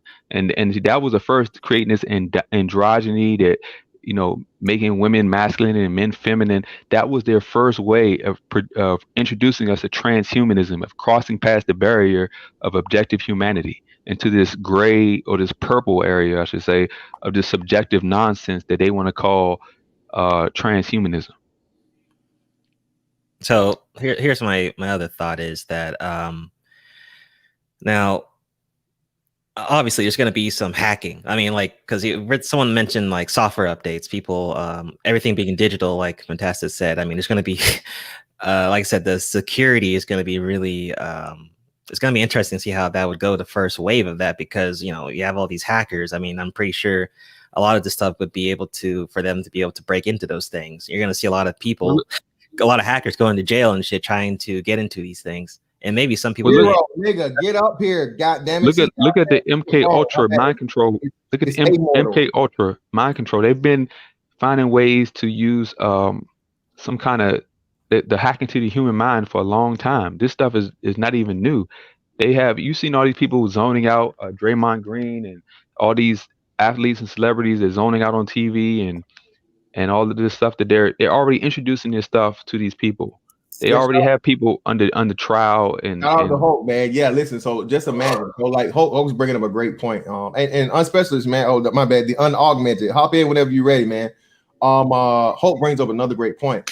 Listen, this is the final stage of something they've been perfecting for, before any of us even thought about. You were supposed to, they were able to, before this, like you said, program this into people mentally through trauma, through, images and certain things and whatnot, what have you, through like MK Ultra program and Project motherfucking what's the other joint? What's the other one? Fuck, I can't think of it right now. But all of these things were psychological programming to where you had trigger words and these things or whatever, you could just take control of somebody. Okay, that's the first point of it. But now, shout out to motherfucking Turbo Battle. Listen, they showed us that in the Winter Soldier. We had no understanding of it completely and totally, and they've been telling us this type of shit about comic books for how long? But again, until you do the study and the research and you hear about fucking MK Ultra, you just thought, oh, this is just fantasy world comic book fucking action movie shit. No, motherfucker, this is real life. X-Men First Class, with Auschwitz and German Hitler and the Super Soldier program is all real, based on real experiments that were going on. Yeah. Well, I'm sure all you guys, especially the older ones, know the intro. We can rebuild him. We have the technology. We have the capabilities to make the world's first bionic man. So yeah, stuff like this has been littered throughout pop culture for quite some time, and it's something that we've thought about or mused about for so long. But it's all over. Good examples being Batman Beyond. There was quite a few episodes in there with transhumanism, but another good example actually would be the video game series Deus Ex that goes into especially Human Revolution. Human Revolution laid it out pretty perfectly, where Jensen, I think he's security, he gets hurt, they basically upgrade him. Well, it's called an upgrade. They upgraded him, and he's basically a super soldier now.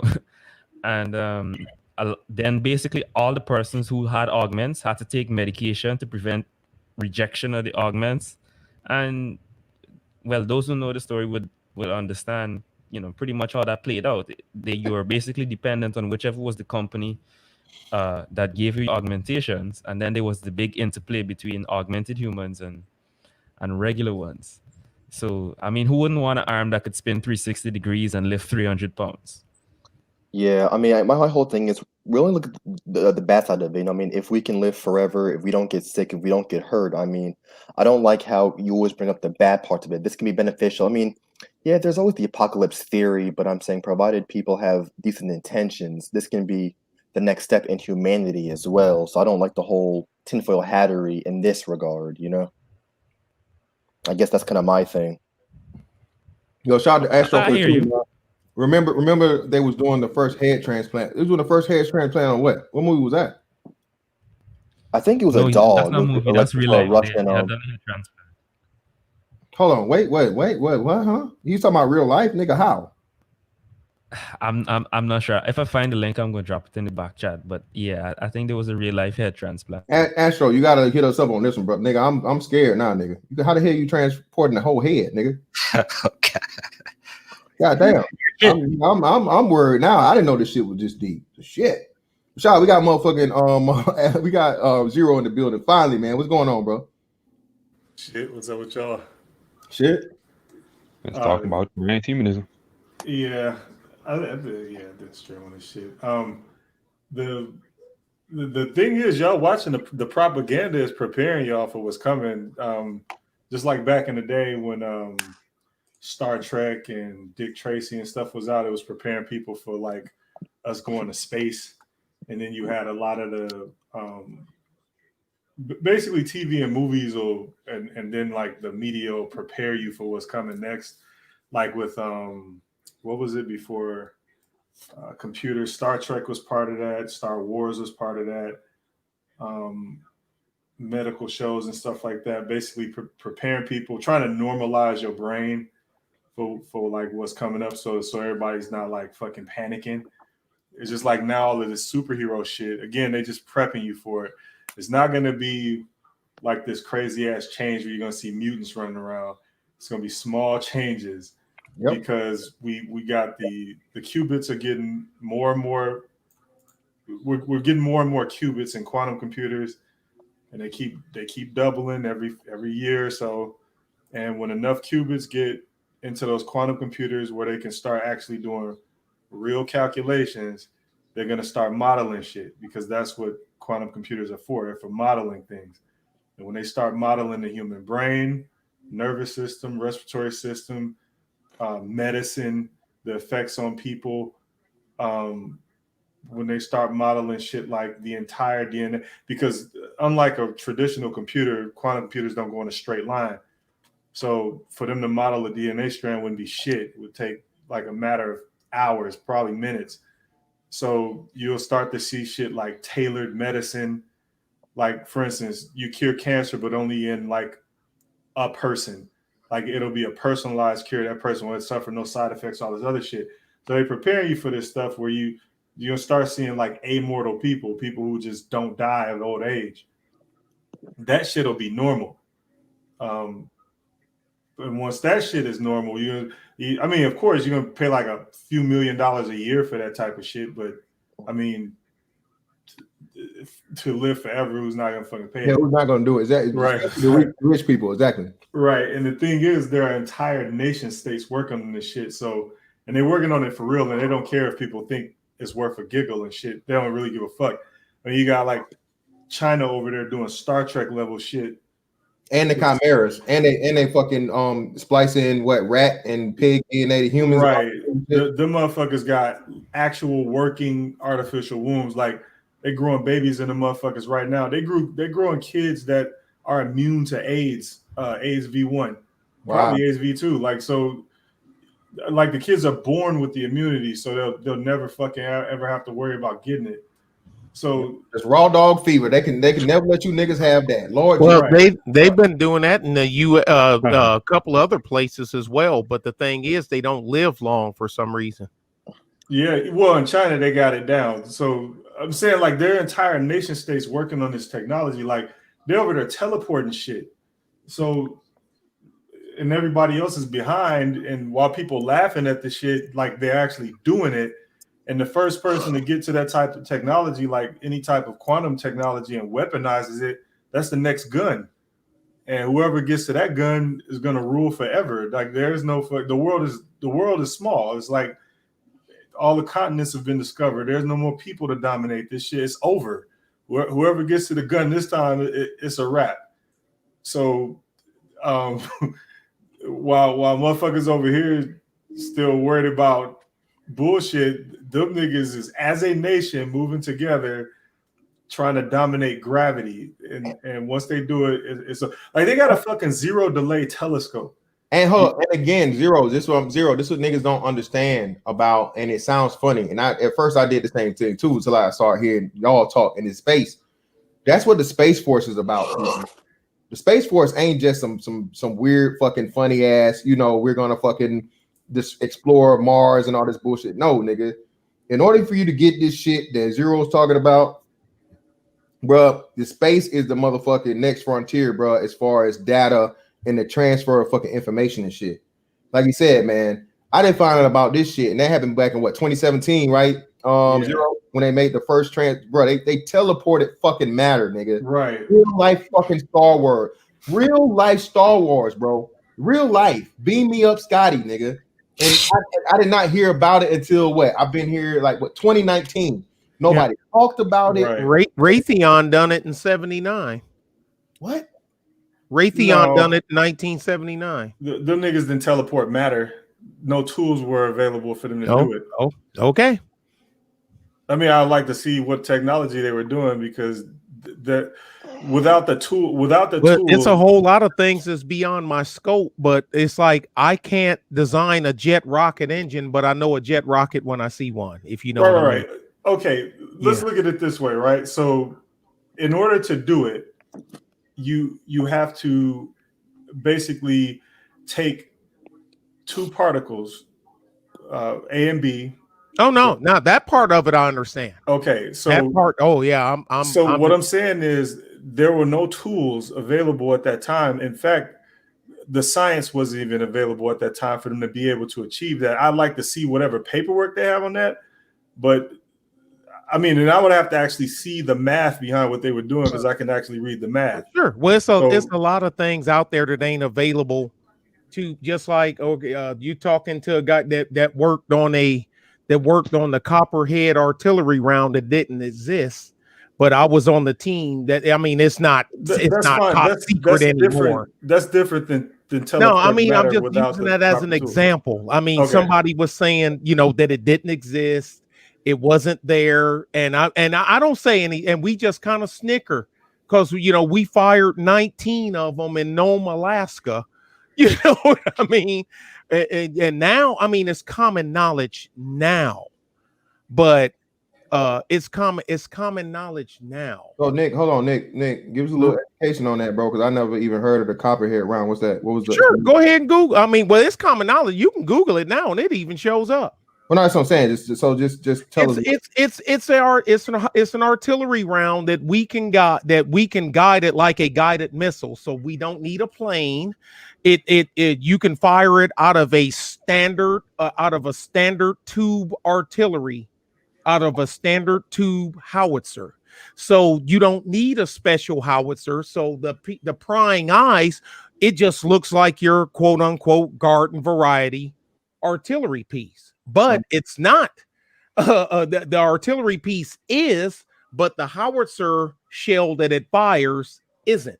It's a DPI. It's a DPICM, and when we can literally control it once it leaves the tube.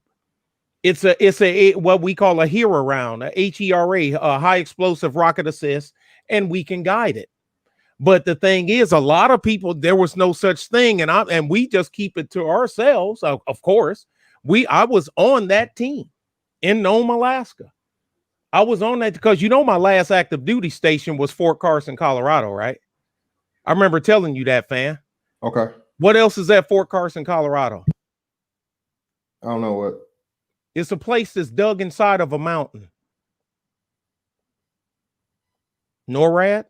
Yeah, NORAD. Okay. So we'd already done. I mean, now it's common knowledge. And then even out of Area 51, everybody had to think, oh man, the lights in the sky. What turned out, you know what that was? That was the F-117 Nighthawk. Remember, I don't know, because I'm older than you guys. I remember when the government introduced it to the world. And people all from over New Mexico, Arizona, the Nevada desert. That's the thing we was talking about that we seen. That everybody was reporting, and you were called the kook for seeing something that flew through the sky that was shaped like a triangle with lights that didn't make any sound. We know that now it's the F-117 Nighthawk, the stealth fighter that took over the first Desert Storm. People for decades have been seeing that thing. Remember? Oh, here's another one. Remember the Blackbird didn't exist. Remember? Yeah, I remember that one. Okay, but it did exist. Okay, but look, I'm gonna say some things to a lot of people. Exactly. M712 Copperhead. Thank you. Here's how old am I? I'm 55 years old, young Swift. I'm 55 years old. I'll be 56 next month. With a whole lot of battle under my belt. Now here's something else, bro. You do know that the Russians were trying to shoot down the Blackbird for years, and for a while they couldn't even shoot it. It outran every missile that they had. A lot of people don't know that. Well, it's only rated for Mach 2.9. Okay, so how does the jet that only goes Mach 2.9 outrun a Mach 3.3 missile? Somebody explain that one to me. Yeah, I will add that the government has been hiding a lot of technology. You It's got a whole bunch of stuff that y'all ain't gonna know technology, about. the DARPA, all of this weather modification, the CERN, the Large Hadron Collider in Switzerland, all this stuff they've been doing. It's stuff that happened on that East-West German border when I was at Checkpoint Bravo and the Fulda Gap during the Cold War in the 80s that y'all will never know anything about. We will take it to the grave with us. Damn. Yeah, they've been crashing particles since the 70s. So what I'm trying, okay, here's what I'm trying to say. So as far as Raytheon goes, I'm not doubting all other shit. The only reason I'm doubting this is because the mathematics required to do what I'm talking about wasn't even possible until the late 2000s. This is the only reason why I question it, because you can't do it without the math. You have to have the math. It is literally impossible. I'm not being hyperbolic when I say that. Literally impossible. So I used to work in physics, so I know that without the math, you can't do it. You just can't. Even when Einstein was alive and he was theorizing, he didn't have the math. No one had the math. So again, you can't do it without the math. It has to be there. In fact, quantum particles were seen to be random up until the 2000s, at the least. So again, without the math, you can't do it. You have to have the math. There's no way around that. Well, that's like explaining the pyramids. They can't even build those replicas, the large pyramids That's not the in same Egypt thing. to now That's with an the math engineering and feat. That's an engineering feat with like lost mechanics. Also, if you look up like pyramid, like the mechanics of pyramids, like they even have now. I mean, it's to the point where even video games have how they got the fucking pyramids built. Yeah, they couldn't reproduce it with the tools. Man of today can't reproduce it with the tools of that time. No, I understand that. No, I was talking to homeboy. No, go ahead. Right, I was talking about what he was saying with the pyramid. Like you look up pyramid mechanics, they have where they can reconstruct the pyramid. They still don't know what tools they use or anything like that. They even found like, for instance, there's remains of people in pyramids where, in order to get certain things in place, they had to commit suicide. They had to move the blocks into place and basically stay there because there was no other way to do it. It was like fitting a Lego into somewhere it wasn't supposed to be. And then those people were found in there basically with whatever tools they had with them behind whatever block that they put in place. Well, damn, they had to do it that way. They had to move in backward. Damn, yeah, and that's I'm guessing they did it with some type of sonographic or X-ray material to fucking figure it out. More like they had to pull it. They had to pull from whatever side they were on. No. I'm talking about is now to verify and prove it. That's what I'm saying. Oh, gotcha. No. There was so much decay that they just basically went behind it and they found corpses. So okay, gotcha. Okay. Yeah, and the corpses that were behind there, the only way they could get behind there, they found like disintegrated tools and shit. So they tried to preserve the tools as much as possible to see what they were. But basically, what they found was that they had to be behind there to pull the block up into place. But in order to do it, because there was no way to do it from the outside, so they had to pull it. Shout out to Mega Dreads Gaming Channel for the 199. What race always probed and dumped? Probe and dumped. Hey, we all crazy, man. But yeah, man. Listen. So where we at?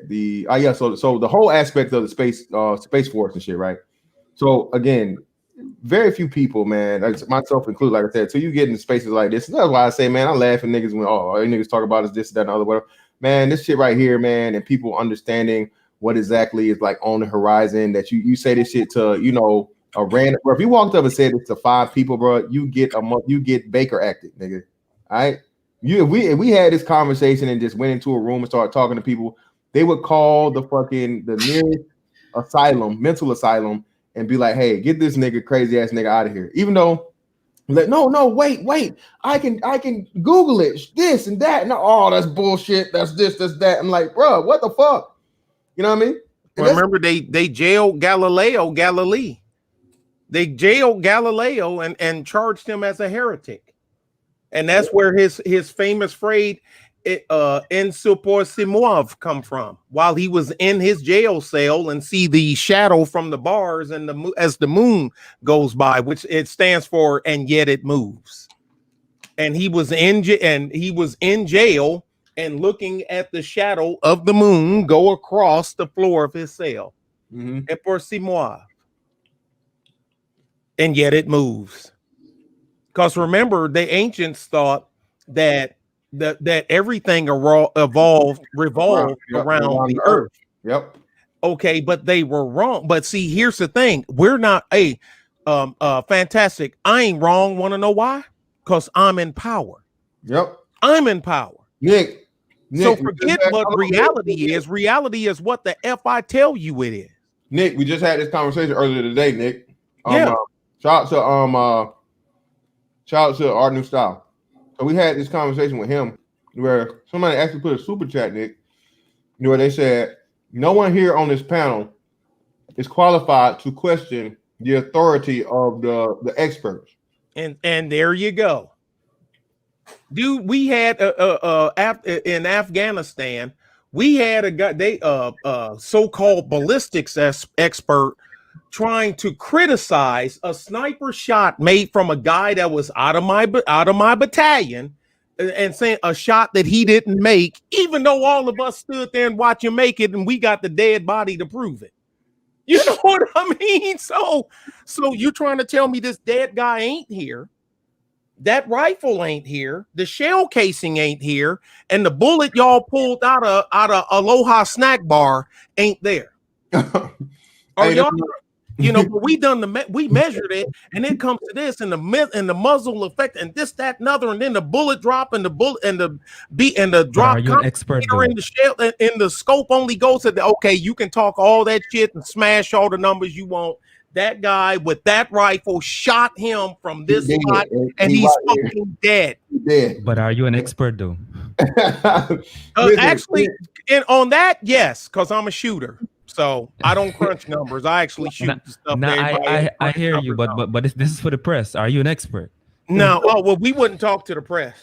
We ain't talk to the press. We weren't allowed to talk to the press. I ain't want to talk to the press. This is the thing, and this is what I was saying earlier, man. People don't understand how they give up the power to the quote unquote authorities or the experts or the smartest people. And I actually listen like to a butterfly. I mean, a bumblebee theoretically ain't supposed to be able to fly.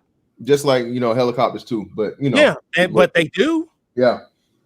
So I was listening to Thomas Sowell. It had the same exact conversation we were having yesterday. He was explaining how people get certain credentials and things, right? And they feel like because they have the credentials, they're automatically right. Okay. Their titles, their accomplishments, their achievements, and all these things makes them, and their level of intelligence makes them right because they're the smarty pants motherfuckers, right? But he gave certain examples throughout history to where, the people had the credentials, they had all these other things, but they were dead ass wrong. And like I said, how dare you go against them because these are the authorities or the experts of said whatever field we may be referring to, right? And again, this is another part of the whole communist, Marxist, globalist ideology of where we know what's best for you. We're smarter than you. We provide this for you. So how dare you question us because you're not on our level? And when I hear, the common people, say these things and automatically subvert yourself to someone, again, because of a piece of paper. Again, degrees are important, okay? Accolades and things and accomplishments are like that are important. But again, once upon a time, like you said, we use several perfect examples here. You have people that were able to be on the engineering levels of shit that's not even explainable to this day, right? Back in ancient times, there were no degrees. There were no, scientists. There were no motherfucking mechanical engineers at the level that you would consider now. Because again, why? The technology didn't even exist, right? Yeah, everything started from somewhere. Exactly. But at the same time, if you go back to that time, you had people that were able to accomplish marvels on this level that will be of something like Zero was talking about. Well, not necessarily, but close to. But it's like, well, it don't count if you don't have a title, a funky title. There was no titles of these people. Okay, the guy that designed the Roman aqueducts, do you think he had a title? But they work. They still work to this day. Bro, Bill Gates is not an MD. And this man is in charge of the entire vaccine program. Yeah, exactly. See, that proves what I'm about to say. Sometimes it's the people funding the experts to determine the narrative, not necessarily the experts themselves. That's why I said, that's why I made the thing like, how dare you? You don't have the time. I'm in charge, so I say what's true and what's not because Exactly. I'm in charge. Because we got to realize agendas do exist. Lies and deceptions are real. Money does produce a lot of agendas that are intentionally used to deceive people. So they'll look left while what's right is a totally different thing that's happening. And while that's going on, it's going to blindside you because you were distracted. You fell for the plan. Okie doke. Yeah, you fell for the okie doke. I'm okie doke proof. I can't be okie doke. I'm one of them. I'm one of them few of them been there, done that dudes. They can't okie doke me. And that's I blend in. They don't even know I exist. I'll walk right past them. And that's probably one of the main reasons they overpriced education and information so that it's only available to people who actually can afford it. And because money is all over everything. Money corrupts a lot of things. It corrupts how we disseminate information, how whether the whole truth, half truth, or a total lie is promoted. It's all about where the money went. Like the medical industry, like someone said, is a perfect example. They have doctors on either side fighting about natural ways to heal the body and using drugs, and they both have science to back them up. Well, so-called science, but only one is true. So it's like the money is creating these false narratives that are based on lies because people are turning people into merchandise and have an agenda to control and manipulate people. It's not based on actually healing people. Like pharmaceutical companies, they disguise themselves in the medical industry, but they don't heal people. They're creating profits that actually create diseases. They keep people sick for treatments, for lifetime treatments. They're not trying to activate the body's healing potential.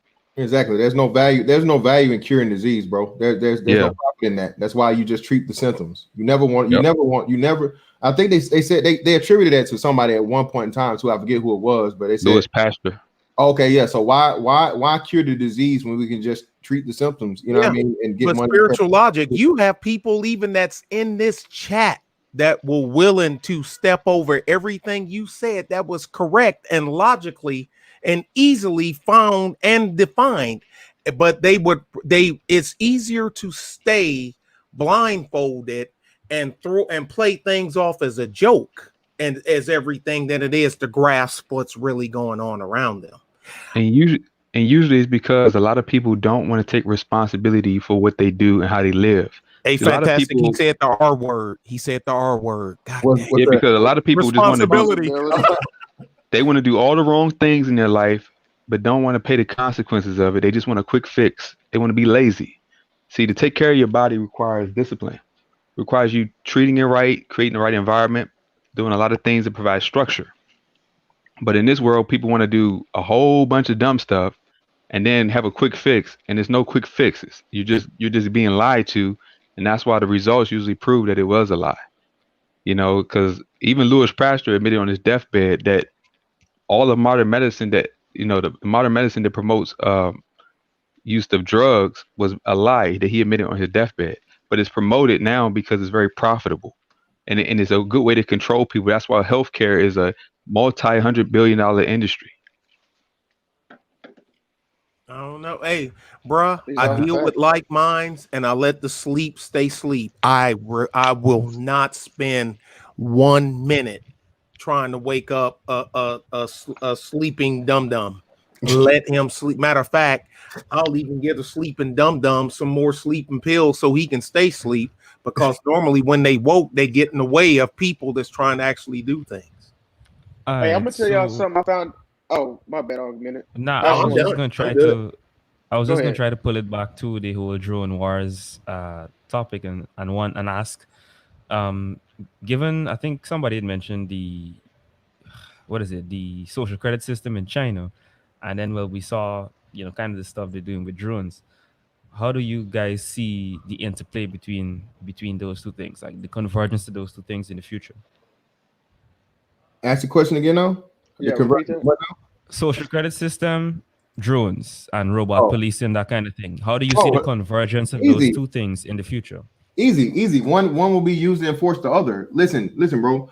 If you're not gonna get down, bro, and again, of course, it's gonna be, and again, Hulk, I forgot about you, brother. We're gonna do the Bible stream. Listen, man, this was gonna happen, man. All right, and I know y'all niggas don't fuck with God. Y'all don't believe him. If you don't, cool, fine, it's your thing, whatever. But I'm telling you, bro, all this shit has been prophesized already in a certain book. If you don't know what the book is, hey, it is what it is.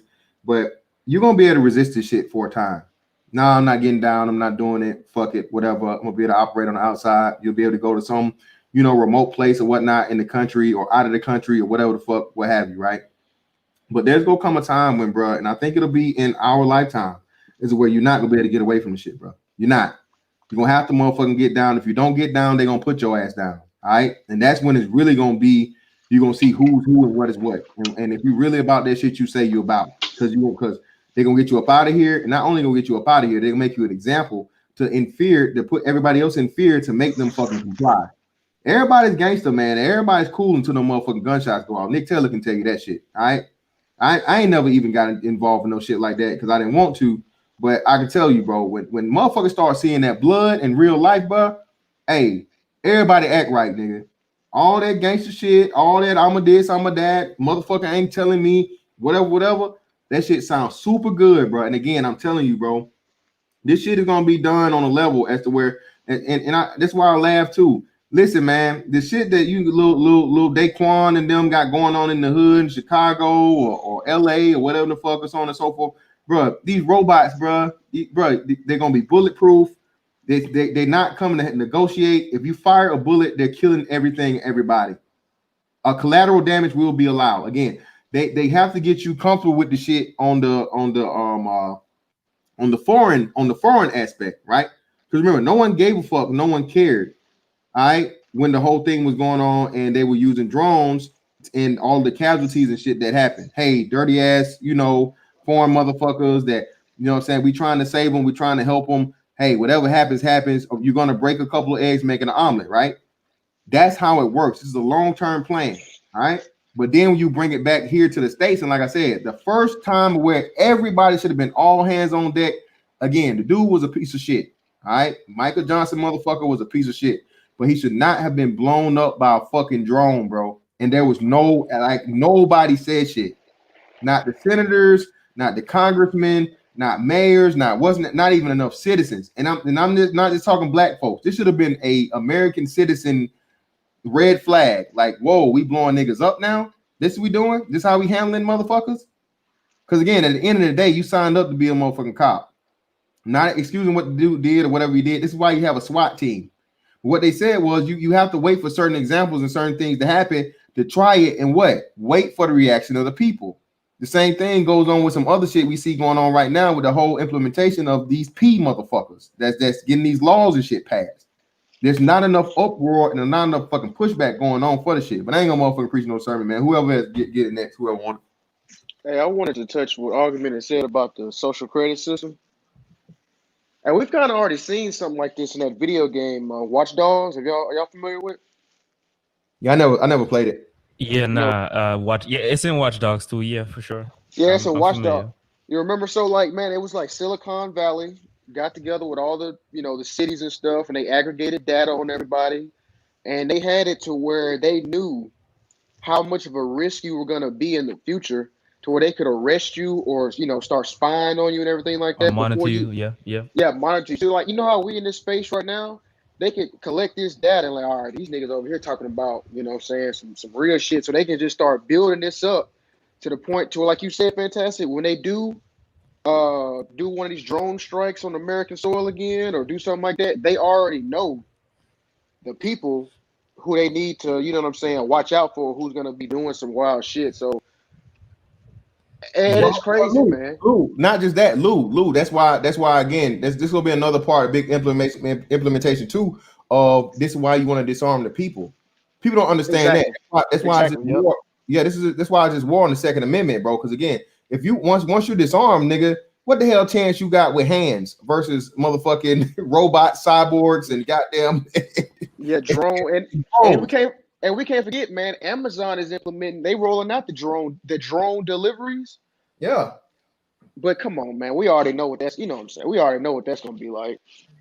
You know what I mean? These drones gonna be spying on you. I'm not trying to like do some doomsday stuff, but I know we've been having a good conversation.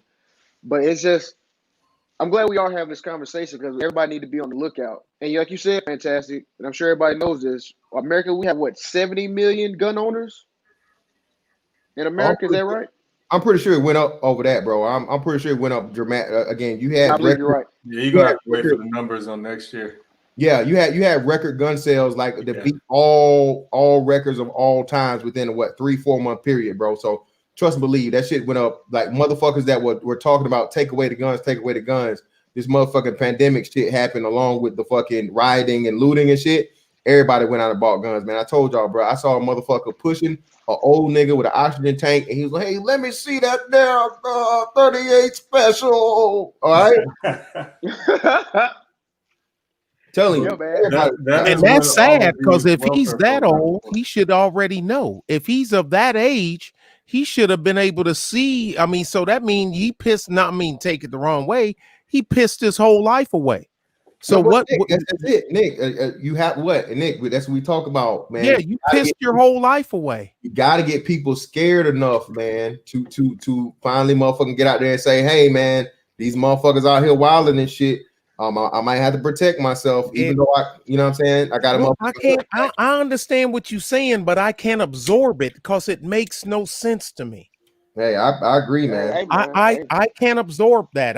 I can't even. I don't even want it to touch my skin. That's what all the welfare programs are for, because and both sides are kind of offering welfare, but one side more so. They give you welfare, but welfare comes at the cost of your freedom. Yep. And then, and when they have your freedom in their pocket, that's when they disarm you, and that's when you get the full communism. And after that shit happens, it's a wrap. So, yeah, and all I was saying was, I mean, 70 million gun owners, man. I mean, that's more people the United States Navy has. Am I right? Fantastic. It's like what, 300,000 people in the Navy? About Navy. 2 million people. It'll be over a third of the U.S. by next year. Right. So I'm saying exactly. So I'm just saying, man, strap up, get ready, y'all, because I mean. Hey, they can't disarm 30% of the fucking country. That's almost impossible. The only way they can really do it now is there would have to be some type of national decree, and the only way to do that is to get like all of the poor people on board with welfare, which is what they're trying to do now. What do you think the Biden plan is? You know, that's all welfare. I outlined the policies the other day. I mean, it's just welfare. I mean, if you look around the United States, if you look at the microcosm that's the Black manosphere and just extrapolate from that, I mean, you can really get a feel for how many people are really down with the welfare, like even by proxy. Like they're not thinking about it in those terms, but I mean, they're pretty much on board with traded in freedom for free shit. So that's true. I mean, look at the motherfuckers that was fighting you earlier. Fantastic. They were on Team Democrat for no other reason than white supremacy and racism, which ain't got shit to do with money at all. So I mean, we're pretty much fucked. Well, that's the thing. Come on, go ahead. Now, I was just saying that's why feminism is so detrimental, because you're basically giving the control of families and children over to women, which inherently are going to depend on the government. And see, I thought that's what you guys were talking about when you meant drone war. That kind of came in late. I thought y'all were talking about, like, you know, just how dumb people are now and how they just pretty much drones to the system and stuff. But you're right though. Like, yeah, everybody's being raised by the government, by public schools. You know, they don't know anything about freedom or being masculine or being, you know, standing on their own feet. So they it's like they're being trained to be slaves. Women worship. Yep. Well, again, man, and again, that's another part of it. And like I said, this shout out to who said it earlier. The brother said it earlier, man. It's the Ouroboros, right? The snake eating his own tail. This shit isn't linear. People think this shit is linear, like, you know, point A to point B. No, everything's full circle, man. It's the reason why, you know, one thing leads to another and comes back to a complete point of what they want is to be, again, the whole one world government. Everybody get down, lay down, bow down, or we get your ass out of town, nigga. Hey, you ain't gonna have no choice. And what they don't understand and realize, bro, is like this. That's why I say this is the last we're gonna see of the Democratic Party. If and when they lose this year, the entire country will be revamped politically. All right, they're not gonna have a choice because the Democrats, especially if this whole Hunter Biden thing pans out to be true, like they're saying that it's true, bruh. I'm telling you, this shit right here, bruh, it's gonna be of some shit of proportions that you can never ever imagine. But the ultimate comeback, and like I said, everybody's just thinking about now. I'm not really worried about now as much as I'm worried about 2024. All right, 2024, you don't know what's gonna be, and I already see it. Like I said, it's gonna be. There's a reason why you have The Rock telling you he's gonna run for president, Kanye West telling you he's gonna run for president. Bro, this ain't just motherfuckers playing around and telling you. They used the current president Donald Trump as a blueprint. This is a guy that was a non-politician, right? And he had the charisma, he had the impact, all these other things, to where even though he wasn't able to win the fucking popular vote, he won the damn electoral college. You see what I'm saying? So imagine a guy that's not likable, a guy that's not really likable or whatnot, what have you, right? But then you got a motherfucker like The Rock or LeBron James, bro. You don't stand a chance, man. No, well, Trump won because economic policy is the only policy that matters. I mean, I mean, I've been alive 40 some odd years, and that's the only policy that's mattered in every single election ever. Economic policy is the only policy that matters. Every president wins on economic policy. Clinton did, so did Bush. For instance, Al Gore was running on environment.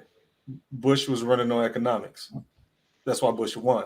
Yeah, niggas don't give a fuck about no damn. Wait a minute, Zero. I gotta disagree because Mitt Romney had a pretty economic plan, and he lost to Obama, and Obama had hope. Yeah, Obama had hope, but that hope was to fix economics. That hope was to make because we were in dire straits as far as like the country went with all those predatory loans and shit. Mm-hmm. So yeah, Obama won on economic policy as well. Also, Obama was an anomaly because he was the first president to show that once you weaponize technology, you can also win. He was getting a bunch of ground roots, online payment money from like normal citizens, and he had enough money to make anybody fuck off. He had close to $1 billion by the time he was running for president. He pretty much couldn't fuck with him financially. I mean, just going head to head. Which is why he took out all his opponents real early because they just couldn't compete on him just with the money. And these were old school blue blood money dudes that was running when he first ran. They just couldn't win. He had too much money. Second time around, it was kind of the same thing, which is why when he was in office, Citizens United passed because they didn't want to have another Obama because the corporations didn't even see him coming. So the corporations had to get in. They had to get in front of that shit. They had to be the ones controlling who got all the money. Because again, Obama came out of nowhere with the amount of money that he had got from citizens. So corporations wanted to be that. They basically want to control that. They don't want no other one of this nigga popping up out of nowhere like that. But that's how Trump won as well. He won on economic policy because he basically came out with the MAGA shit wasn't even like the MAGA shit was him trying to fight China over what was happening. Like people keep talking about like the trade war. The trade war is simple. Like I know people read the shit, but they don't put it in their own words, which helps you understand it. Trade war is basically China. You get access to China's populace, which is in the billions, and you can sell your products to them. But China will flip the table because they have the advantage by leveraging their populace to buy all your shit. So then they own most of your shit, just like how they own 60% of United States real estate. And on top of that, China doesn't have patent laws. So if you do make a product and sell it to them, they're just going to bootleg it. So you're not going to get as much money as you think you're going to get from China any fucking way. Nigga, y'all know how long, shout out to Zero, man. Y'all know how long Michael Jordan just won a fucking case he had against China for like fucking 4 years, bro, with the fucking fake jump man shit. Like, bro, China, nigga, And I know y'all seen this shit here. Y'all know y'all done seen the Chinese motherfuckers here, bro. Bro, this motherfucker, any Chinese store ran by Chinese people, bro. If you buying anything up out of that motherfucker, you's a fucking fool. All that shit counterfeit. Wish.com. Bro, Yeah, I they literally just seen them. bootleg I it. literally seen them do it, bro. I literally seen these motherfuckers walk into a Foot Locker, right, or whatnot, what have you. Take pictures of the fucking shoes or whatever it is, the newest, latest shoes that's out, and you know, cheat on. I can't do that. Stop. Stop. Meemaw. I didn't say that. I didn't say that. That was something in the background. I didn't say that.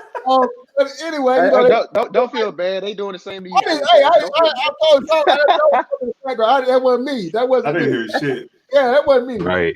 But, you know, they speak their language or whatever, right? And you know, I'm like, damn, man, why y'all having all this conversation over this motherfucking picture? And it's like pretty much they describing it like, oh hell yeah, this would be some easy shit. The motherfucking counterfeit. We can make this shit easy as fuck. Like, what the hell y'all talking about, man? This ain't nothing, man. We gonna make hella money off this shit. And they just send the fucking shit back to some factory. And what's fucked up, man, is the niggas done caught on to it. Bro, I heard what's the brother's name? What Ramil put me on to him. It's not Hustlers Kung Fu, it's a brother. Something Your Leisure. What is it? Leisure, something your leisure, earn your leisure. I think it's the brothers on here that do a lot of economic and crypto work and things like that or whatnot. Earn your leisure. I'm pretty much sure that's what it is. I think I knew something about, Yeah, they just had a talk, man, with one of these dudes, and brother, y'all understand like the counterfeit fucking shoe market, nigga, is $1 billion market. $1 billion. And most of these dudes that's doing the shoe shit now, bro, them shit's fake as hell. And that's why I'm getting out of the shoe game, man, because I seen motherfuckers that were like, bro, it's certain shoes, like they had the chunky dunks, right? Motherfuckers that don't follow us, and they had SBs had like a resurgence this year out of this world. So it's a super limited number of the fucking shoe. But then you see this little fucking boutique or whatnot, what have you, get a full size run, like double, triple, fucking, you know, whatever, of a shoe that was super duper fucking limited in their thing. And I'm like, bruh, y'all niggas really this stupid? And what makes it so bad is not only are they not selling for retail, they selling the shit for resale, bruh. And I'm just like, man, I'm done. I can't do it. Well, they figured it out because the other part of that is the American companies, because China flips the table, they also have cheap labor. So all of the money that America thinks they're going to make off China is bullshit, because all the companies do is leave and put their workers over there. They just offload their labor to China and have them make the shit. So everything that you get, like those shoes and shit, those all come from the same factories. I mean, they're technically authentic, but yeah, exactly. They're not licensed. They're not licensed. Yeah, it's unlicensed. Yeah, that's the shit. That's the shit that niggas get you with, right? They're basically doing the equivalent of stealing shit off the truck. Yeah, and it's go ahead. No, I was just gonna say about the intellectual property too, man. I mean, it's not just with shoes, bro. It's with apps. You know, Zoom is pretty much a copy of Skype. They got this other app in China called Didi, which is just a ripoff of Uber. They got, you know, TikTok was just a ripoff of Vine. I mean, they got so many just different, like you said, Baidu is Google. What'd you say, bro? Baidu, I think it's Baidu or some shit. That's Google. Oh, yeah, they look look searching. Yeah, exactly, bro. Like all they do is bite off of us. And like you said, like, they got mad at Google because they wanted Google to put servers over there so they could spy on us. And Google said, fuck off. So they just made their own. Yeah, I mean, man, I don't know what we're gonna do with China, man.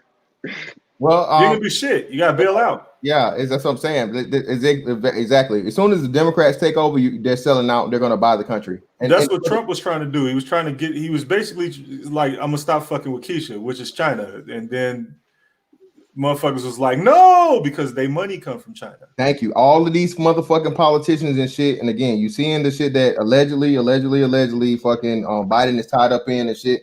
Bro, all these motherfuckers are paid. They bought and paid for, man.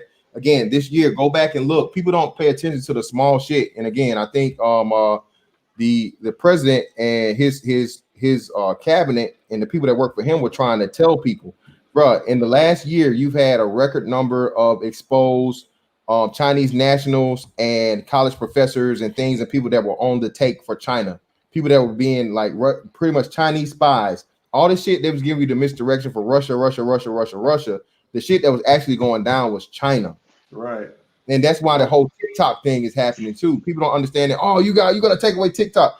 You dumb ass nigga. Okay. China fucking has access to the fucking, it's a Chinese app. Whatever password you use, they're gonna have fucking access to. What do people do with passwords? They usually use them on multiple fucking multiple sources, right?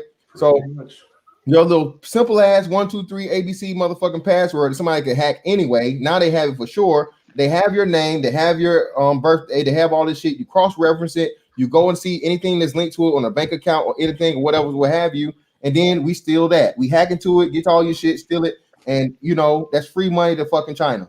All right, then now you gotta fucking go back, even if it's covered under like the fraud shit or whatnot, what have you. You know what I'm saying? They still got your money, and they're able to use that and fund it for other shit. Right, and this is why they said we need to get off China dick, and everybody was like, "No, we need to stay there." Yeah.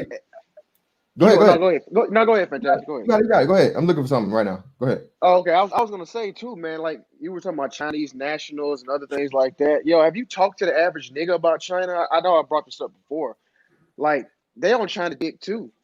Like they always talk about, oh, I'm about to fight a bunch of Bruce Lee motherfuckers, and then you bring up like all the shit they're doing, like how Wuhan isn't on lockdown, how they having swim parties, how and then you bring up how Wuhan was locking people in their apartment buildings and shit, and everybody like, yeah, man, we should have did that shit, man. America ain't got the heart like China, like they dick riding China.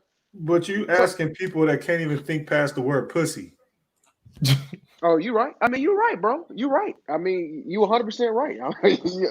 Yeah, that's the problem. So, I mean, hey, Zero, I know you brought it up earlier about China owning 60% of our real estate. Hey, how much of our debt is to China? I can't remember. What do you mean? How much money we owe them? Yeah, in like 12% of our debt to China, or our national like debt. That, but I mean, it's kind of negated because again, they own our shit. I mean, they're the ones who bought the majority of those bad bundled loans back in 2008 when they tried to make security seem like it was a very complicated concept, and it wasn't. Damn. So if they buy America, what are we gonna do? They're just gonna kick us all out? They can't buy America. Well, so America has a fail-safe. We have the fucking Army War College, who we have to pay. Push come to shove, then we just have a fucking nuke fight, and nobody wants that. So basically, what America is trying to do is we're going to give you money back based on our GDP, but China doesn't want to do that. They want to win the easy way, which is to just bankrupt the United States. But the United States has another fail-safe, which is to just yank up other countries' natural resources. Like, for instance, Venezuela. Venezuela tried to pay America back because they were using a cryptocurrency called the petrodollar to make trade with the rest of the world so they could pay back America's debt. And America was like, how the fuck are you guys paying us our money back? And they were like, don't worry about it. And America found out they were doing it through crypto, and then they crashed the fucking market. That's why Bitcoin went from 20 G's to like 5, because America did not want Venezuela to pay the debt back because they need Venezuela's resources in order to keep China at a leash. Same thing with the money shit over in Iraq. Is like, it's not that we're going to go over there and take the shit. It's there for us to take if necessary. It's like people gotta look at that money shit for what it is. It's just strategy. Yeah. Oh, here we go. Here's another all-star of the truth. Brother Truth in here. Hey, go to this. Y'all go play this real quick, man. I told y'all. What's popping, panel? That we got it, man. Hey, that wasn't me, man. That was Project Pat. The person that was the person that was making those Chinese sounds is right here. All the evidence is here to support. It was not me. It was Project Pat.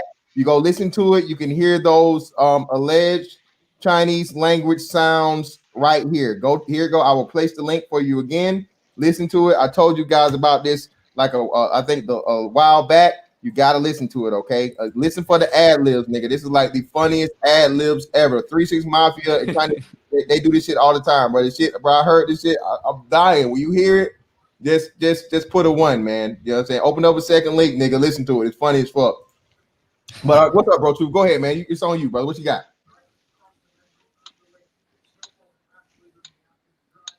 Bro, Truth. Hey, give me a second, man. I'm just coming out the gym, man. Get my shit together, man. Yeah, give me a second. Well, real quick then.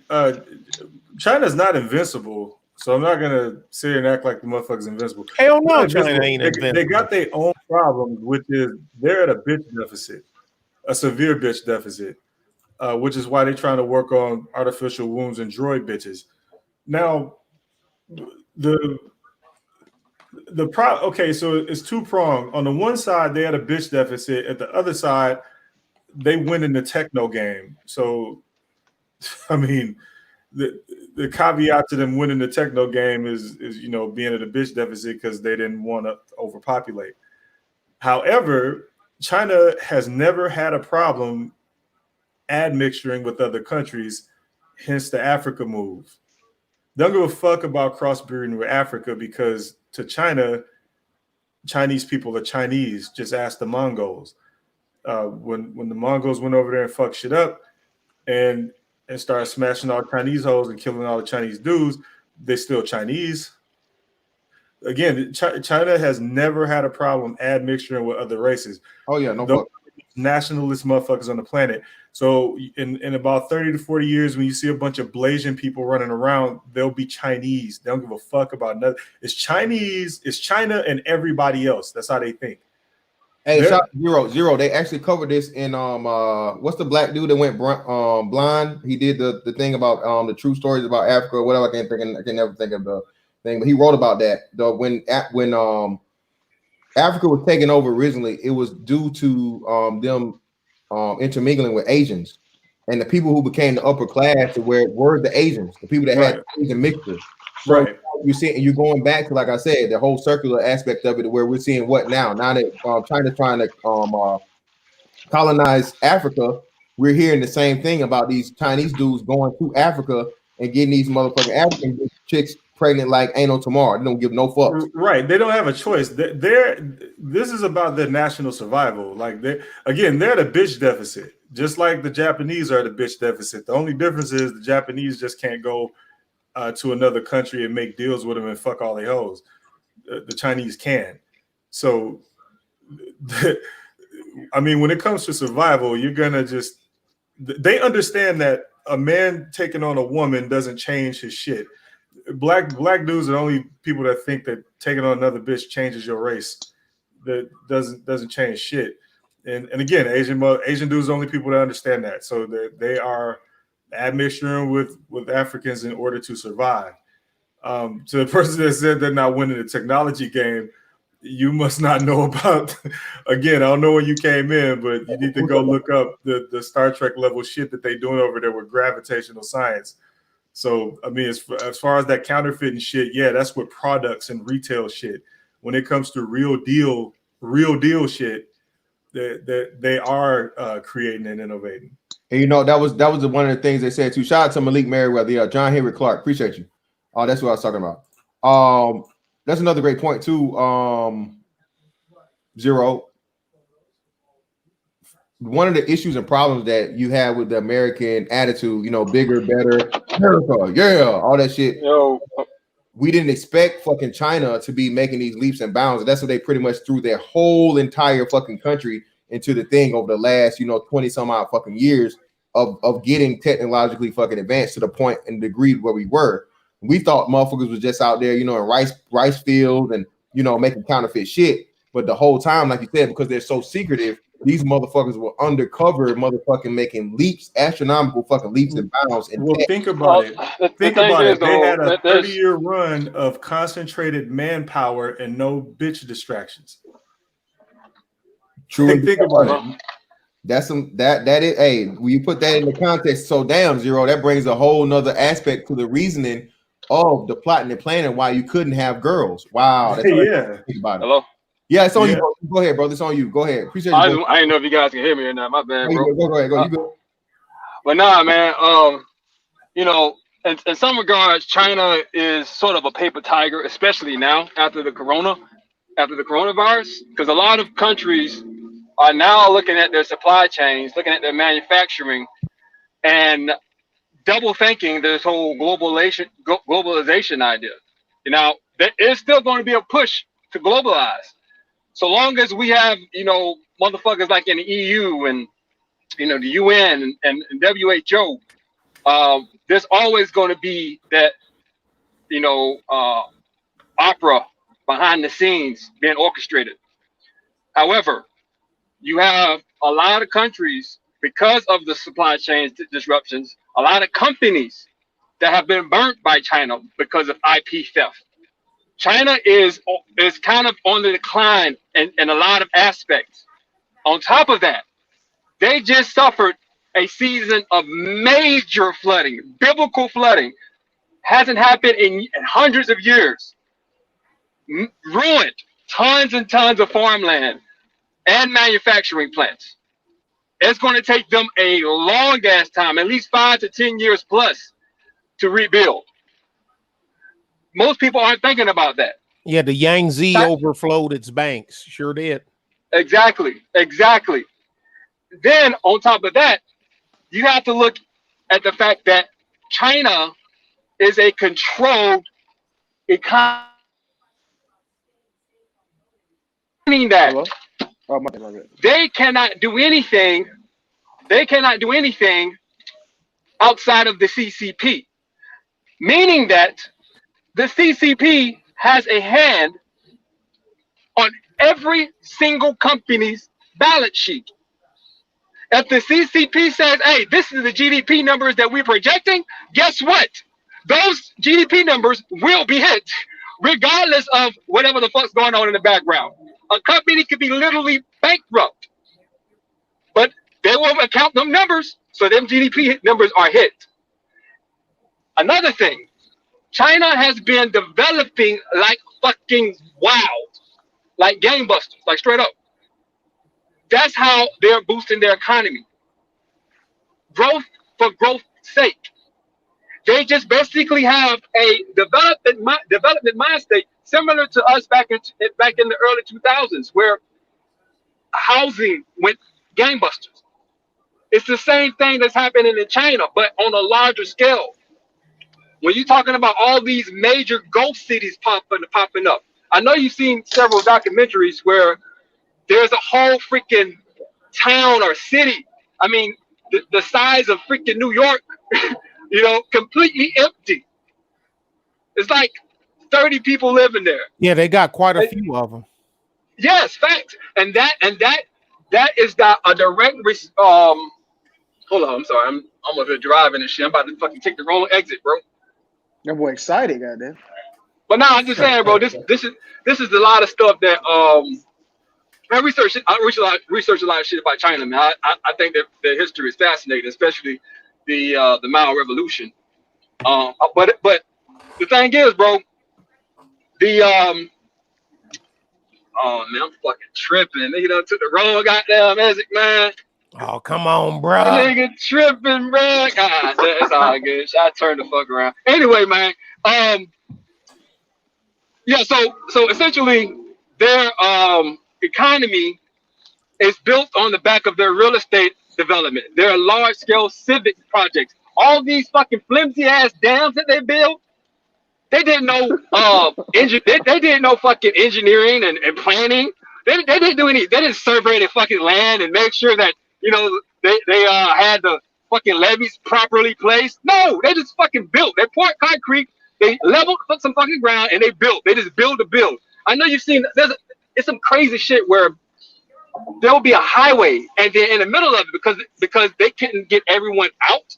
They couldn't permit everyone out because what the government would do, the local government would do, because of the directive to develop and the corruption with development companies, with government officials, what they would do is essentially go in these neighborhoods and basically buy everybody out, or they will actually hire goons to kick everybody out. and antagonize the neighbors to a point where they just break and give up, right? But there's certain subset of people that just said, "Fuck it, I've been here for generations. My family land has been here." Guess what they do?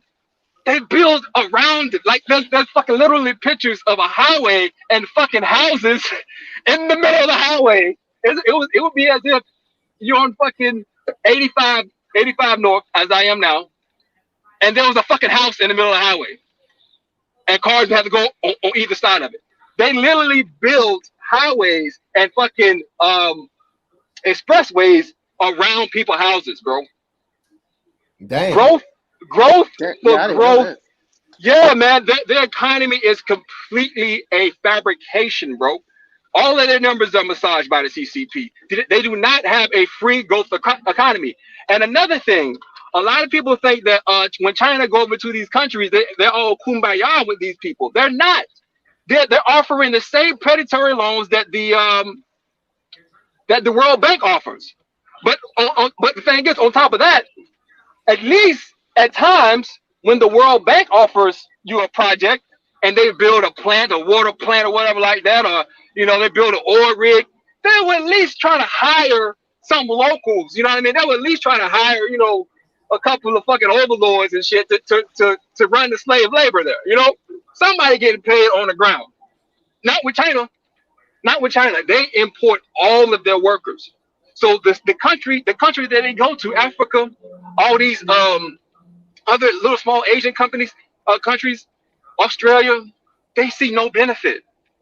The economy is they see no benefit from the economy. If anything, they're losing money.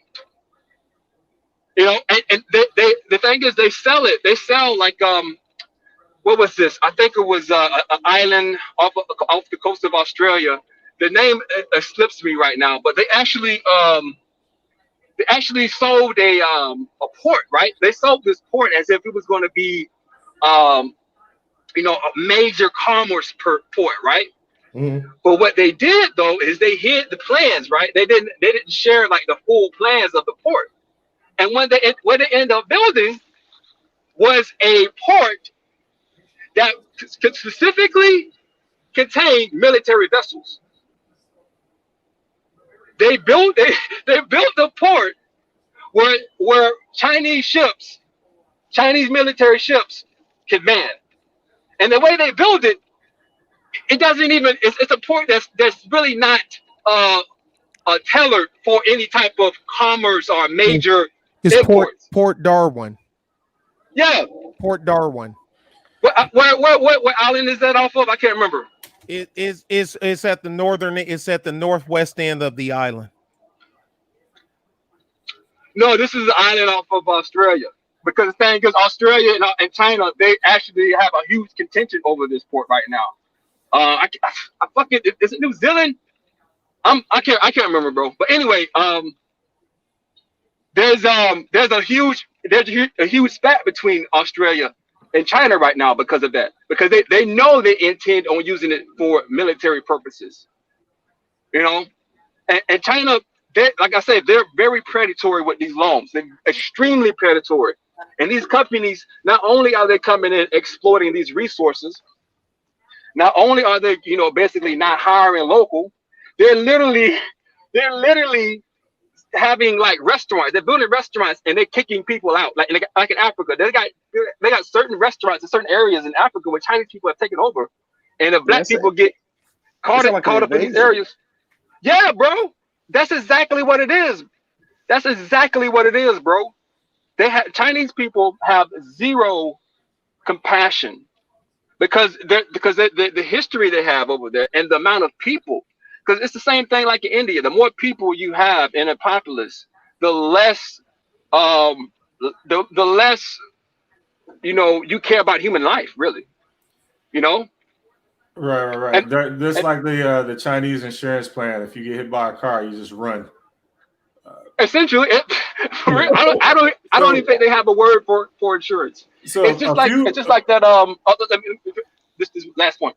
It's just like that one experiment that was done. It's called Rat Village, where they had a contained environment, right? And they essentially wanted to see at what population growth level could this village sustain, a rat population? And then they got to a point where the rat population just blew up. And at one point, there was a normalcy, right, amongst the rats, where the mothers, they would be very nurturing. They would make sure that the kids got milked, and and then eventually towards the end of the experiment, when the population exploded, the mothers eventually start eating their babies.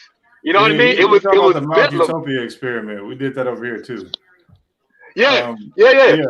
That experiment was to show how corruptible welfare is to any kind of civilization, and that's what we're going through right now.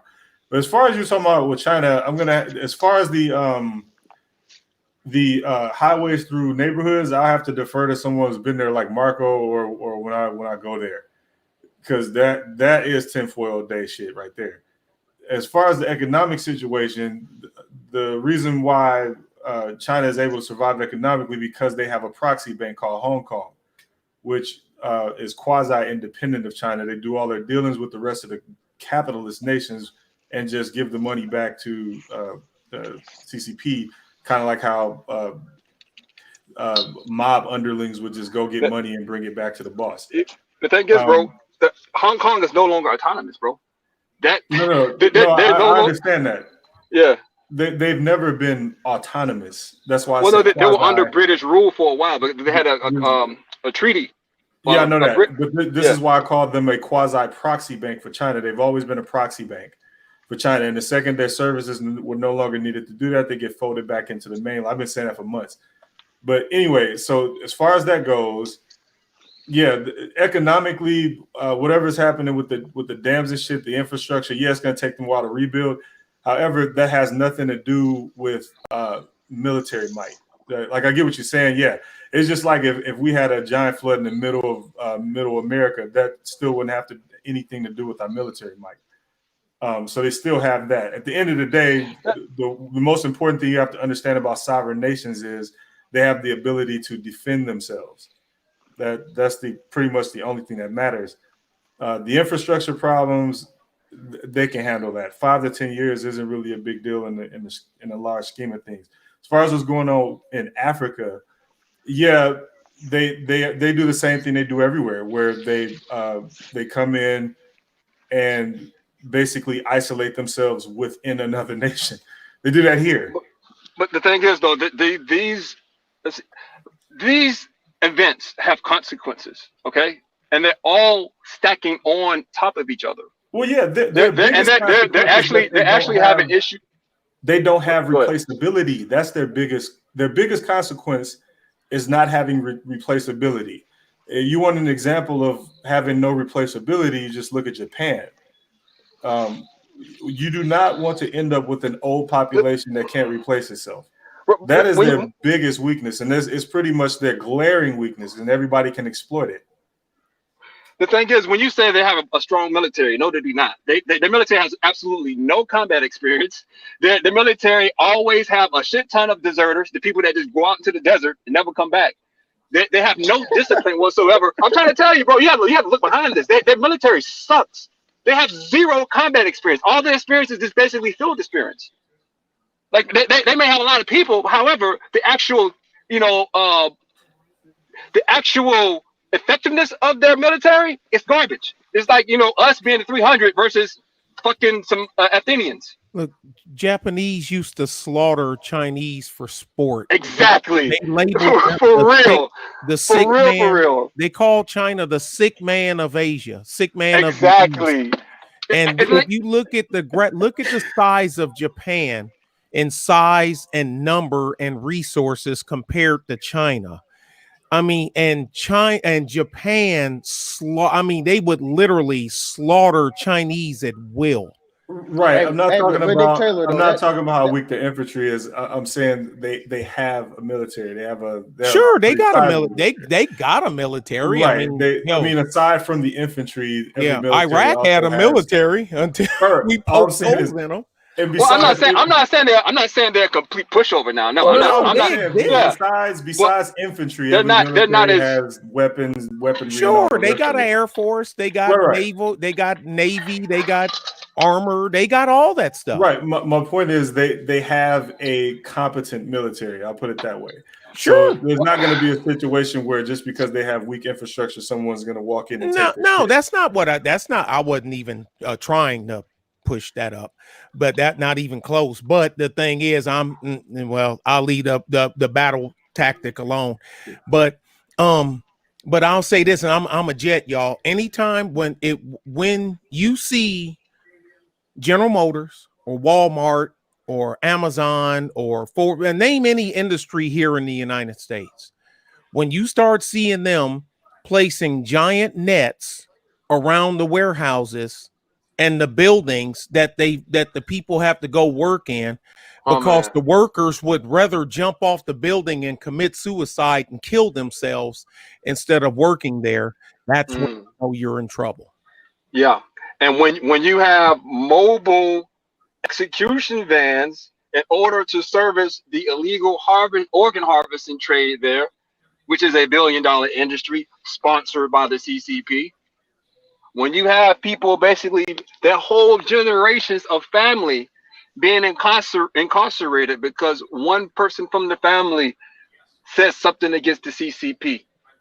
When you have a social credit system being locked down in place as we speak, 2020 is the deadline for the Sesame credit system to be in place, which will track, trace, and database and control every single person, living thing in China that can be tracked, traced, and database.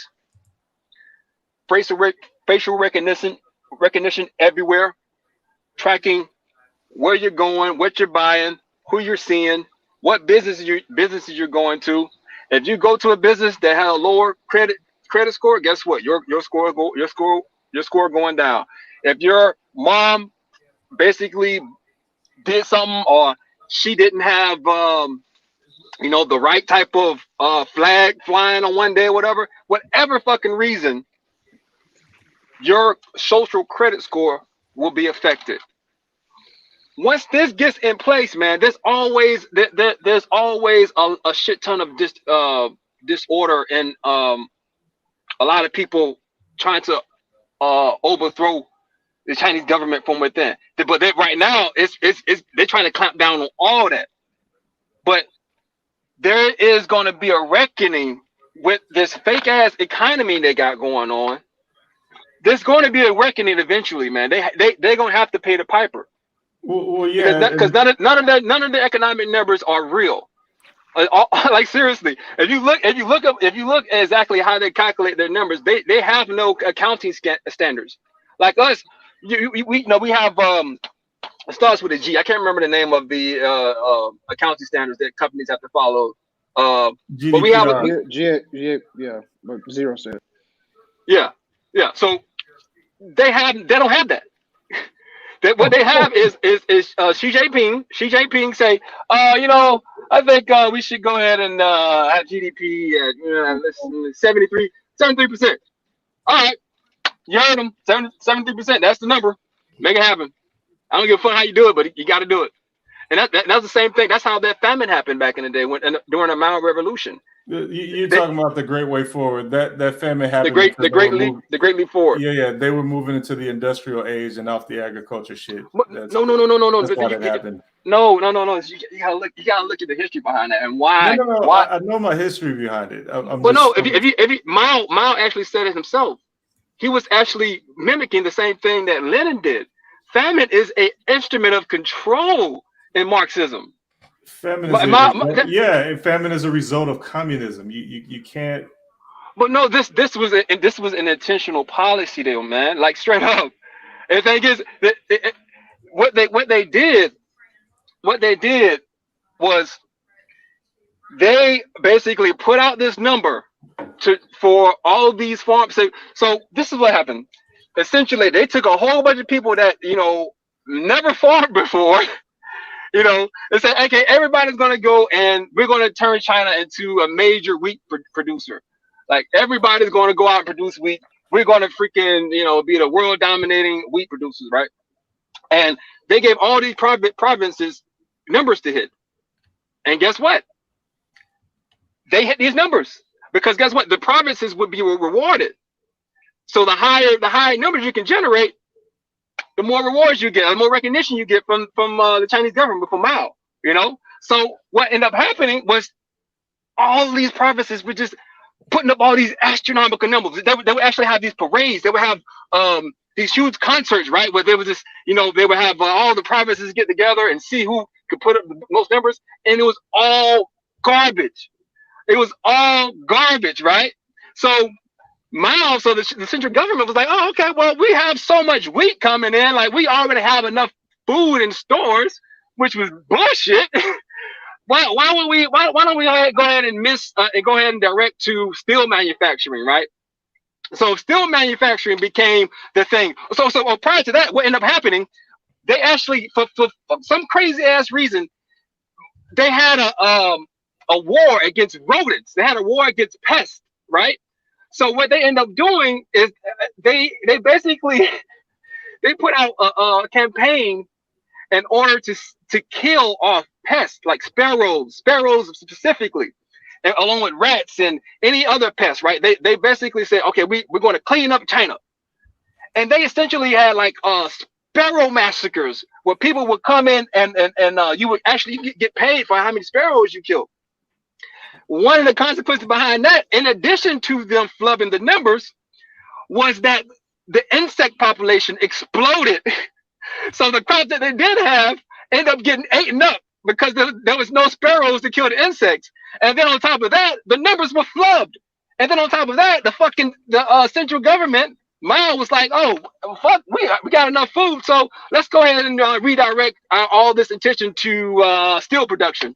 And what they end up doing, they took all the people out of fields, and everybody was focused. And when I say everybody, I'm talking about the barber. When he got off work, doing his barber shit, guess what? He had to go fucking start up his furnace that he built in his backyard. Like when I say everybody, it was your duty as a citizen of China to produce steel in any way, shape, or form. And what they end up doing is people would just go grab some fucking metal. It was just like a wild fucking goose chase for anything that had a clink to it. And they would put the shit in fucking makeshift furnaces that they made out of fucking clay and hair. Brother True. Yeah, go ahead, bro. Well, I'm just giving you. My bad, bro. I'm just giving you the history, bro. And that's how that famine took place, bro. It was deliberate because behind that, Mao actually had the fucking same rhetoric that Lenin had. He fucking hated people, essentially. We can simplify the history behind this. They were producing. Basically, communist China had people producing a product that was worth less than the amount of people there. So, and they were being forced to do it, which basically is communism, slavery. No one could really live behind that. And China wanted to move into the industrial age. So it was an intentional mass murder through communism. Basically, the equivalent of producing worthless shit, the equivalent of giving away money, basically. They lost like 30 million people behind this shit because, again, the short answer is they were producing a product that was worth less than the amount of people that were there. That's the simple truth behind it. You can read as many documentaries as you want; they're all going to tell you the exact same thing. What do you mean by that exactly? Could you break that down? Are you referring to the inferior steel that they're producing, or are you referring to not the steel? The before they went to the steel, the whole wheat shit that was worth less than the people who lived there. The amount of revenue or money or whatever the fuck generated from that was worth less than the amount of people in China at the time. And they couldn't feed everybody off of that. I'm not understand. No, that's not how it happened, bro. No. I'm simplifying. Look, I get it. If you read all of the history and documentary and books and scholarly reviews on what happened, during the Great Leap Forward is really simple. You're going to come to the same conclusion in every single text that you read. Okay?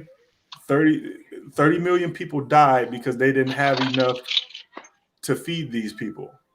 But yeah, that was because they also directly responsible because of government malfeasance. He had to make a decision. He had to make a decision to move into the industrial age the same way every other country in the world moved out of the agricultural age, because you can't stay in the agricultural age forever because you will not survive. The only thing is China had to fast forward. They had to, because they don't really have a choice. The famine was going to happen either way. Second of all, because they're a communist,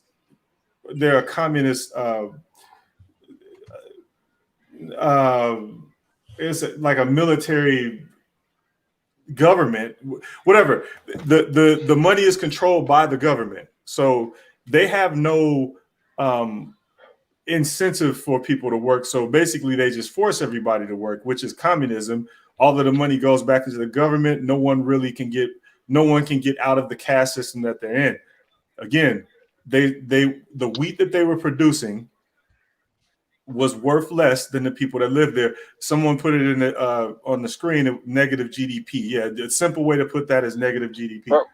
If you want to simplify the terms. Excuse me. So for them to move into the industrial age, they had to get off the wheat. So this is why everybody said the murder was intentional. All those deaths were intentional, because he was trying to get out of that age, and in order to do that, he basically just had to force a lot of people to die. But it was a complete failure, though. Of course, it was a complete failure. That's what I just said. It was forced labor. That wasn't create negative GDP. But that wasn't the reason why. That wasn't the reason why to move into the industrial age, man. I mean, I don't know where you're getting that from. That wasn't okay. But a quick review of world history. What country in the history of the world stayed in the agricultural age for how many years? I'm not sure what there isn't one. Question? What country in the world has stayed in the agricultural age for like a significant period of time?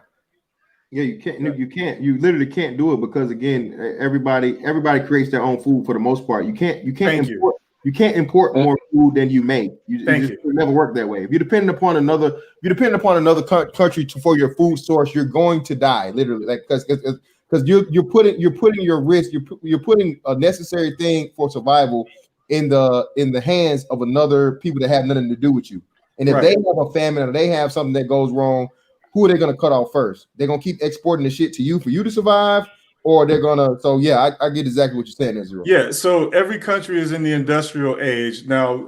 Doing agriculture on the nationwide scale, you are much more prone to weather events and just overall fuck shit by people than any other country in the world. Also, your population is one of the largest in the world. So there's a myriad of problems which caused Mao to do what he did. Now, I'm not denying that the murder was horrible, because it is. China still has fucking prison camps to this day. So, I mean, who's going to check them? I mean, when the Wuhan came down, they just took all the sick people and moved them the fuck away. That's just how they got rid of it so fast. So at the end of the day, none of that shit really matters. The fact of the matter is, the short answer is, the communism that they implemented killed 30 million people in order for them to move into the industrial age. That's really the short and bottom line and most succinct answer. Again, you can go read all of the history behind it. There's like Mao's Great Famine. There's I think there's a history magazine. I'm not sure if it's even still around, but they even did. There's an excellent peer-reviewed journals on that whole period. So there's lots of information out there about it. And again, the answer you're going to conclude is that the communism just doesn't work. My whole thing is this. I don't disagree with you on the front of the appearance, right? That's what they wanted. Mao pushed the industrial age, but on the back end, he worked hand in hand with Stalin. He basically believed in Marxist Leninist principles. Yeah, they still he do. was steeped in it. Yeah, he was. I'm talking about Mao himself. He was steeped in it. So yeah, the message was to bring the countryside into the industrial revolution, right? That was the front side message. However, in the inner core, it was the same thing that occurred in Bolshevik Russia. Using famine as an instrument to break the spirit or the history of the people, to break, basically, in order to turn a man into his base nature, in order to turn man into an animal, you have to basically have him starve. Right, and when in history has that worked?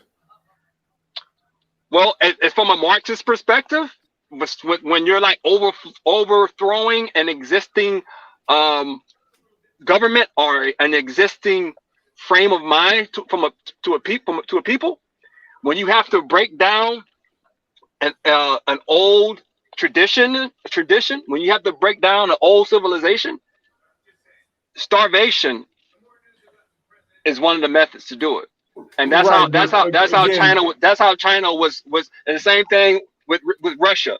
That's how they broke the spirit of the Russian people. That's how they basically was enabled to push. I'm going to repeat that never works. This is why Russia's in the position. Well, it's worked in China. That's why they have a communist government now. Well, see, that's the thing. It's not really working there. The only problem that the rest of the world has with China, again, I mentioned, is that the military, because no one's going to check them.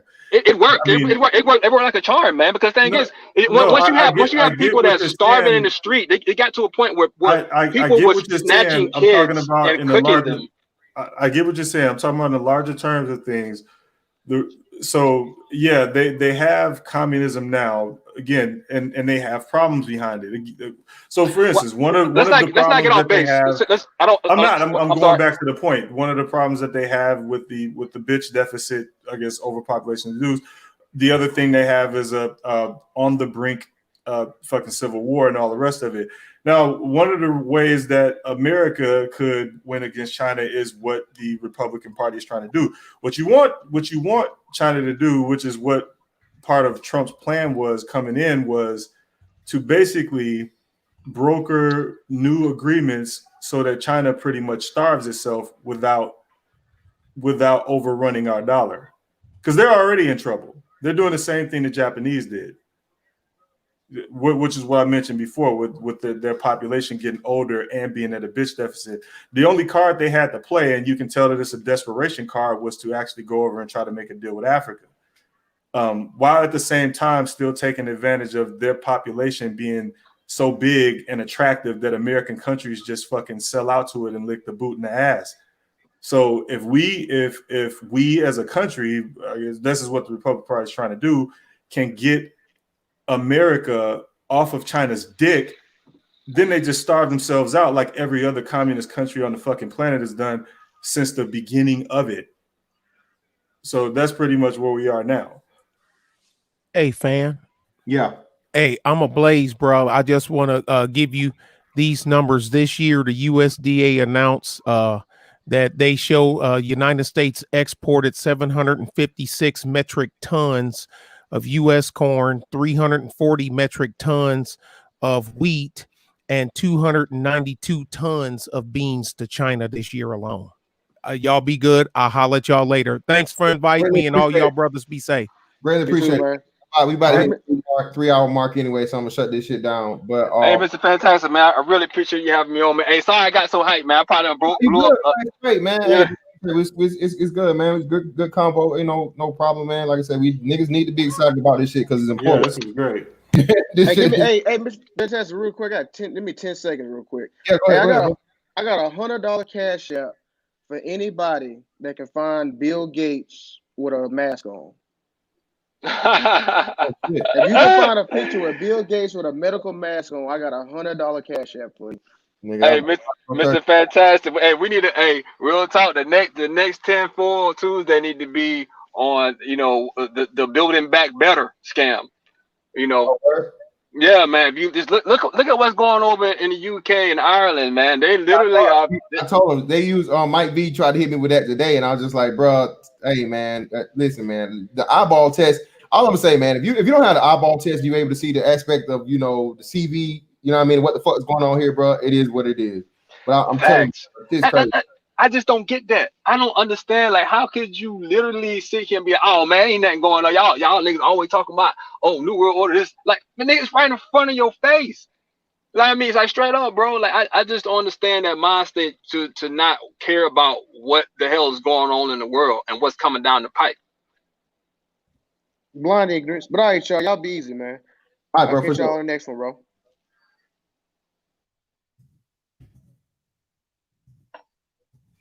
Hey man, greatly appreciate y'all coming through, bro. Y'all know how we get down, man. Great combo. Tinfoil Tuesdays, bro. We gonna stick to it as long as we can before motherfucking YouTube, flag some shit or do some crazy ass shit or whatnot. Yeah, they gonna snipe the fuck out of you, man. Yeah, man. Hopefully not. Hey man, they been taking niggas out, man. Yeah, they with that conspiracy shit, bro. So that's why I gotta say entertainment. All this was entertainment purposes and everything was alleged. Okay. If y'all want to, man, cop a shirt. Appreciate you. So provider, I hit you on the email, man. We'll set it up. And greatly appreciate you guys coming through, man.